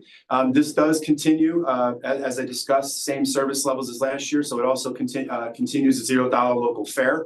the $11 one-way commuter fare, as well as the $285 unlimited pass. It's really important to note here that fare box revenue doesn't necessarily come back to us every single time. When there are grant-funded routes, which we may recall from last budget cycle, there are a significant amount. We credit those grants back with the revenue earned on those. So a very, rough breakout here of the roughly 10 million we're expecting as a starting point for fare revenue. About $5.7 million of that, if we hit that number, would go back to the grants, and then about 4.2 would go sort of into the local kitty, for lack of a better way of saying it. Because grant funds, they are generally helping us break new markets and start new services. We've discussed that with the routes in Spotsylvania, as well as the ones potentially are coming in Warrenton and Front Royal. They are, what you could consider to be less efficient right now. The ridership is developing, we're breaking a market, it's being built. As a result of that, the local funds, they go towards what we consider to be higher efficiency routes because of the legacy routes, well-performing routes. That's where the money has been invested from the local side of things. On the federal grant side of the house, this is basically our 5307 funding. We use this to fund preventative maintenance activities, which is bus maintenance, facility maintenance. These funds were intended to be capital. However, like many transit agencies across the country, we use them in our operating budget to help fund those activities that keep the fleet and our buildings up to speed in a state of good repair. I do want to point out Vanpool Alliance, our Vanpool program that we host, the earnings that they earn do account for about 50% of what we're budgeting into this figure. And then the OmniRide operations count for about the other 50% of that figure. On the state grant side, we have talked about this. You actually heard from MVTC this evening. But there is a combination of subsidy and ride share and outreach activities, as well as merit program, commuter choice program. This has been, as we've discussed repeatedly, it came up tonight as well. It is a growing element. These services are newer and they have been coming on board. And so this part of our budget has been, where there have been some increases. On the jurisdictional subsidy, starting with the chart on the bottom, Prince William County is about 95% of the whole. But what you see here again is to sort of stress that point of what we presented in 2000 for the 25 budget. These numbers are consistent with that. There is a roughly 2% reduction in the subsidy request, but in fairness, that does come from a netting of capital decrease and operating expense increase. But it is a roughly 2% decrease in what the subsidy is. And again, this is exactly as we presented fiscal 26 when we did the 25 budget. And then sort of touching on the Prince William County part in particular, we know where we finished off with last fiscal year. We did intend to use the balance of the motor fuels tax fund, and that is essentially the accumulation over the many years of us collecting that fund. That was the remaining balance. Some years we've used more than what has been earned in a year. Some years we use less. As a result, there was a balance. That's what we started the year with. But we were essentially on a pay-as-you-go off of the fuel tax at this point. It should also be noted that Prince William County graciously came to the table with additional funding from the grantor's tax, as well as the transient occupancy tax and the general fund to help close budget holes at the end of last cycle. But where we are starting out this year, you can see there's a $0 in the fuel tax balance. I will say we are finishing up our audit, and I do expect there to be some balance in there. But consistent with how we presented it, we thought we were going to go through the entirety of the balance. So when we progress into this process in November, December, you will see probably a balance showing up in that. And then we are projecting about 17.2 million roughly in fuel tax earnings. But again, with the process of working with Prince William County as well as this commission, would hopefully fill out the rest of those funding sources. But also, again, we're presenting a menu of options in case that doesn't happen. And in case that we have to, there's other decisions that might need to be made. And we'll go through that route by route as the time goes on and really show you and demonstrate sort of who pays for what routes and where we can provide savings should we need to do that. So I'll just kind of close where I started with this. Again, on the process, we've just sort of done the brief revenue baseline discussion. We're going to have a similar one in November. And then the idea is to present sort of those two items together, as well as the options that are at our disposal, the things that we can certainly do at this commission, as well as decisions that can be made on services that would help balance the budget. But that's really where I am right now, or where we are right now. And I certainly open things up to any comments and questions that you have for me at this point.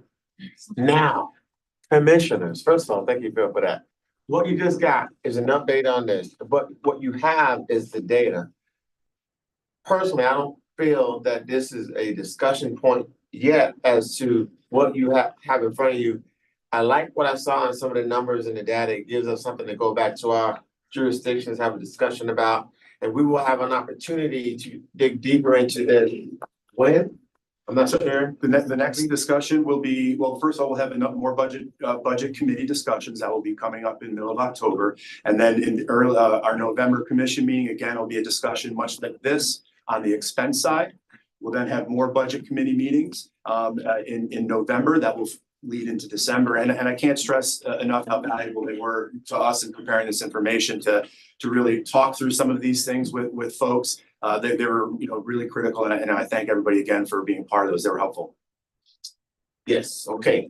So I just said that, but I will open it up. Yeah, you didn't think you were gonna get away that easy, did you? It's nowhere first. It was You know, it's interesting. I asked this question about an hour ago with respect to the other agenda item, and I got it, we don't know. But the we don't know is answered here on this page. And what your proposed ask is, at least on this end. Yes. So, I just hope you understand that some of the funding that was made available by the county last year will not be made available this year because it doesn't exist any longer. We emptied our reserves. So I hope you've got a plan in place for a shortfall. We will, and as we mentioned, when we get to that December timeframe, we plan to come with options of where we can generate revenue in addition to what services we could potentially generate savings from if we need to go in that direction. So it is absolutely our intention to do that in December and prepare it, and then have the really detailed discussions that most certainly come after that point. Thank you, Mr. Chairman, and I appreciate your comments early on. And I know this is not where we're gonna hash out and iron out things, but I would entertain for the body, if we could, that we can have more robust conversations and discussions, even leading into December. So we're not in budget season doing this. It's very important. And to what my colleague just said, we've got to have the hard conversations in advance. I thank you for that comment, and that is absolutely why we're here now. In the past, it had been, again, a February, March timeframe. Clearly, that's not good enough, and so we needed to be here much sooner doing this and having these discussions, at a much sooner time. So thank you for that. And just creating that win-win. I think that's important as we serve our citizens. Okay, thank you. Thank you. Thank you, Mr. Chairman. I'll be brief. I appreciate the prior slide, and my read of the revenue sources appear that most of those are locality non-general fund, which are provided by the state. So you've got basically 80 or 90% are state funds. And so it really is on the non-general fund in terms of the authority provided by the General Assembly, the localities to make the determinations in terms of how to spend fuel tax, whether it's transit or transportation projects. And so I'm sure it's helpful for local staffs to understand what some of the projections are and then what choices to make or options to provide to the board, whether it's feasibility of early, essentially, I guess to put to the group, some of those transportation projects are capital one-time items versus operating. These are a lot of operating, and I know a lot of the deliberations that you have to have on the local side of how to allocate those state funds, of which out of both the macro side and consumer subsidy, the majority of that state funds overwhelming. I would actually argue that's not true anymore. It was true previous to last year, where a principal amount of at least in Prince William's circumstance, was coming from fuel tax earnings and that sort of thing. But we just dipped into grant hours tax and transient occupancy tax to fund this, which are our general fund, part of our general fund revenues. Those aren't state funds. A little bit more nuance between grant hours and TOT depends on percentage you earn in the locality and how it's applied. That's coming out of our share of the TOT tax. Only about 5% is go to your general fund. 5% out of the, what are we charging right now? 5 of the 8 cents, I think. 3's going to, It's more nuanced is my point. but it's still a considerable amount of money. That would otherwise be transferred to general fund. Those TOT taxes could have been used for other things. Same thing with The bigger grants. point of really that pot of money we've been talking about for PRTC, there's a whole discussion about how we're gonna be going about that in the future. Like the well is run dry on a lot, which is why we actually, everybody has that concern, and that's a whole discussion about budget on. But my point is, Mr. Chairman. Yes. There's probably double that amount or close to that in fuels tax that goes to Prince William County. It is the choices and some of it's fungible of whether you're pulling from general fund or non-general fund.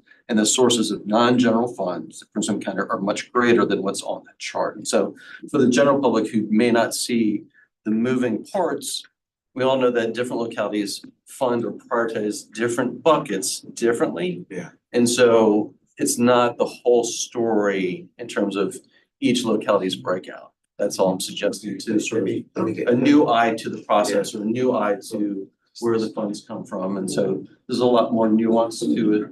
And I know there's lots more deliberation from local boards to come. Yeah.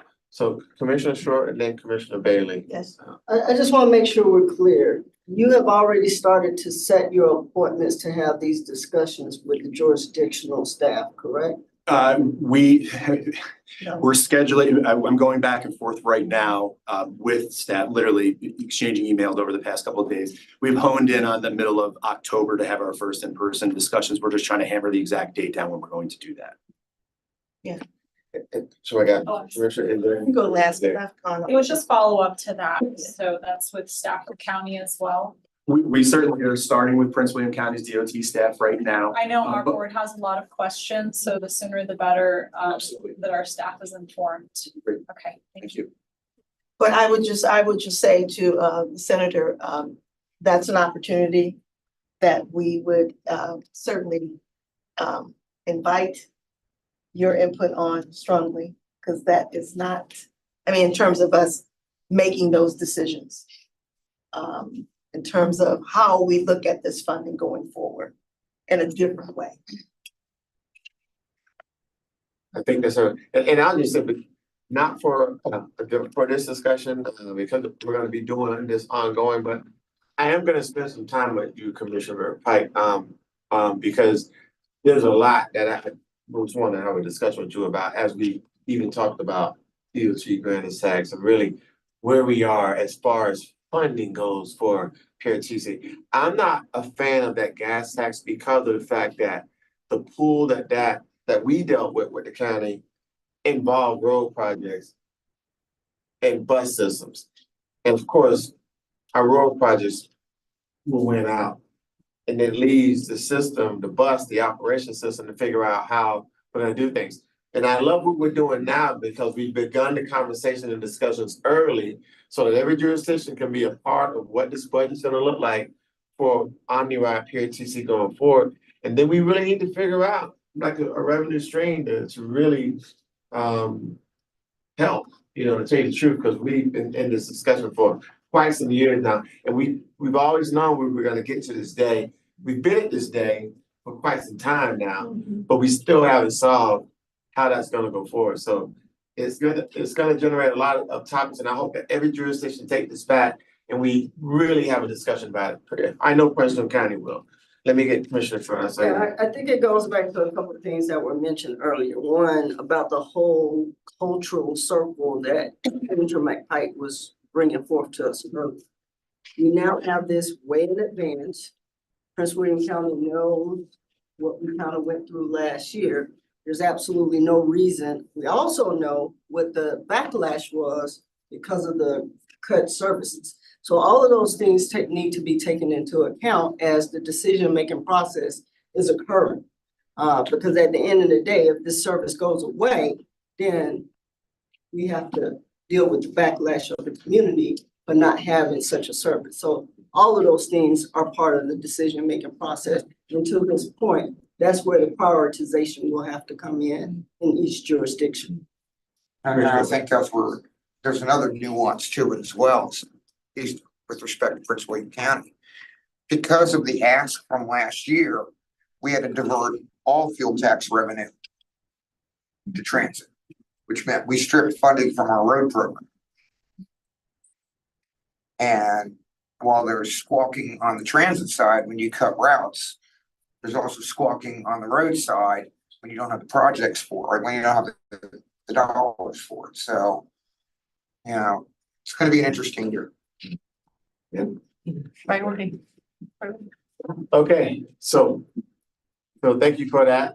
Okay, now, these slides are, everyone has a copy of these, they're gonna, okay, so please take these back, look at them, reach out here, there's anything I could already schedule in. Hop on a call. Yeah, Yep. and so, okay, Person. so thank you. So we do have 3 action items, 2 of them are with Ben is still on the line, he doesn't need to be, but it's community choice. What we're gonna do is bundle 3. Now, I just wanted to note that Karen is online and I believe she wants to make some comments at some point during this action item section. And Ms. Payne, do you want to speak now or you want me to go through? No, that would be good, Mr. Chair, if I could speak now. Can you hear me? Yes, just bundle the first 3 because they include approval of the bylaws amendments made to update the bylaws based on General Assembly action. And then the 4th one is separate because after you approve the bylaws, then you can approve the update on the remote electronic participation policy, which you are now required by the General Assembly to do every year. And so this will cover the remainder of this calendar year. So that's why it's split. So okay to vote on the first ones together and then just a vote on the last one. And I'm done. I don't need to speak anymore. Thank you, ma'am. Commissioner Ware, got a comment. Evening, Counselor. Can you hear me? I can. I think I know the answer is no, but none of these require a roll call, correct? That is correct. They do not require roll call. Thank you. Okay, so with that, can I get a motion for items 11.1, 11.2, 11.3? Let me just give you an update. Authorize the Northern Virginia, all right, I've got a motion. I got a motion to Commissioner Ware, second Commissioner Bailey. Any discussion? Aye. Hearing none. All those in favor? Aye. Aye. Opposed? All right, so Commissioner Wait, Holmes, yes. Aye. all right, Commissioner Thomas, Aye. all right. And I have 0 abstentions, correct? I didn't hear it. That's right. Okay, that motion That passed. motion is approved. Yes, ma'am. And now, item 11.4, which is Second. okay, I've got a motion, Commissioner Ware, second by Commissioner Bailey. Any discussion? We'll go online first. Commissioner Holmes, Aye. Commissioner Thomas, Aye. all those in favor? Any opposed? Any abstentions? That motion passes. All right, thank you, ma'am. Jefferson. All right, so I just got a few updates for you. A reminder that the legislative committee will meet virtually on October 11th. And the members are myself, Commissioners Bailey, Bodie, and Holmes. Do we have it? Okay, and Commissioner Franklin is now added, so that is October 11th on a virtual meeting. We'll get those details to you all. Also a reminder that the budget committee will meet virtually on October 16th. Members are Commissioners Bodie, Franklin, Frazier, Gary, Moore, Sebeski, Short, and Thomas. All right. Last. Mr. Chairman, just to confirm, it says 10 a.m. for our legislative committee meeting. Is that correct? You already put it out? Okay. They didn't have a time here, so it's 10 a.m. Okay, perfect. All right. And then the last reminder that the nominating committee will be formed at the December meeting. Each jurisdiction should be considering their 2025 appointments for the PRTC board and the BRE operations board. We ask that you take these appointments seriously. Go back to your your commissions, your councils, your, boards, and so let's make sure we can get ready for January to have everybody appointed that we need to get appointed and we hit the ground running. Some of us have elections, sir. Not it. All right. Did you hear me, sir? Some of us have elections. Yes, I know. That's why we're gonna try to make all of this work. Because we know there's a lot gonna be going on, so. A lot. And we will be sending out reminders for this via email, just so you all know, okay? All right, going around the room, commissioners time. Okay, mouthfuls. Okay, Saturday, Fall Jubilee on Historic Downtown Manassas. Come join us. Oh, I Yes. do want to mention something. Gladys West, who is an American hero for all of us. She was the mathematician who calculated the precise calculation after the GPS system was invented, is being honored on this coming Monday at James Monroe High School at 6 o'clock in Fredericksburg. They're going to name the new school in her honor. She's 90+ years old, but without her, you all would be lost. So you to get where you need to be. So if you can, if you can't, I think it would be a great idea for us to send some well wishes to Mrs. West, especially in the light of transit. Yes. all right. And she's an African-American woman. Can you send it to us? We need you to work with this guy, if we're gonna try to do something, and maybe we Okay. can, so. Yeah, right. Okay. All right, Pass. right, Pass, thank you. Great meeting, pass. I'm done. all right. That's- Thank you. All right, let me just say to, online, yes, we got online, I'm sorry. Commissioner Holmes. You first. Congratulations to Josh Taylor and his family, and that's it. You had a new baby? Yes. Good They got a new meeting. baby? Okay, you had a baby, all right. Commissioner Thomas? We talked about that when you weren't here. Yeah, no, clearly. Commissioner Thomas, any comment. Wait, no, I don't. Commissioner Thomas, you there? Yep, Scott? no comment. Pass. Oh, no, Good to it's go. okay, in here, okay, thanks a lot. It's tight. Hey, let me just say, cause I want to give a big kudos, shout out, thank you, PRTC Keolis for coming to save the day for the Solheim Cup with the buses that were provided during a last second kind of, they were in panic mode and we all came through for that along with other agencies, but I wanna thank you for making it happen on the fly, cause that literally was exactly what it was. So thank you. And with that, Move to adjourn. we got a motion to adjourn, we've got a second. All those in favor? Aye. Aye. People online. Guys, have it. People online. Have a great, People online. oh, people online. Aye. Aye. I think I heard aye. All right, you guys have a great evening. Pam is so funny. He gonna lie. Andrea, I'm gonna be vice chair next year, but. What you doing your part? I've done my part till January 1st. That's right.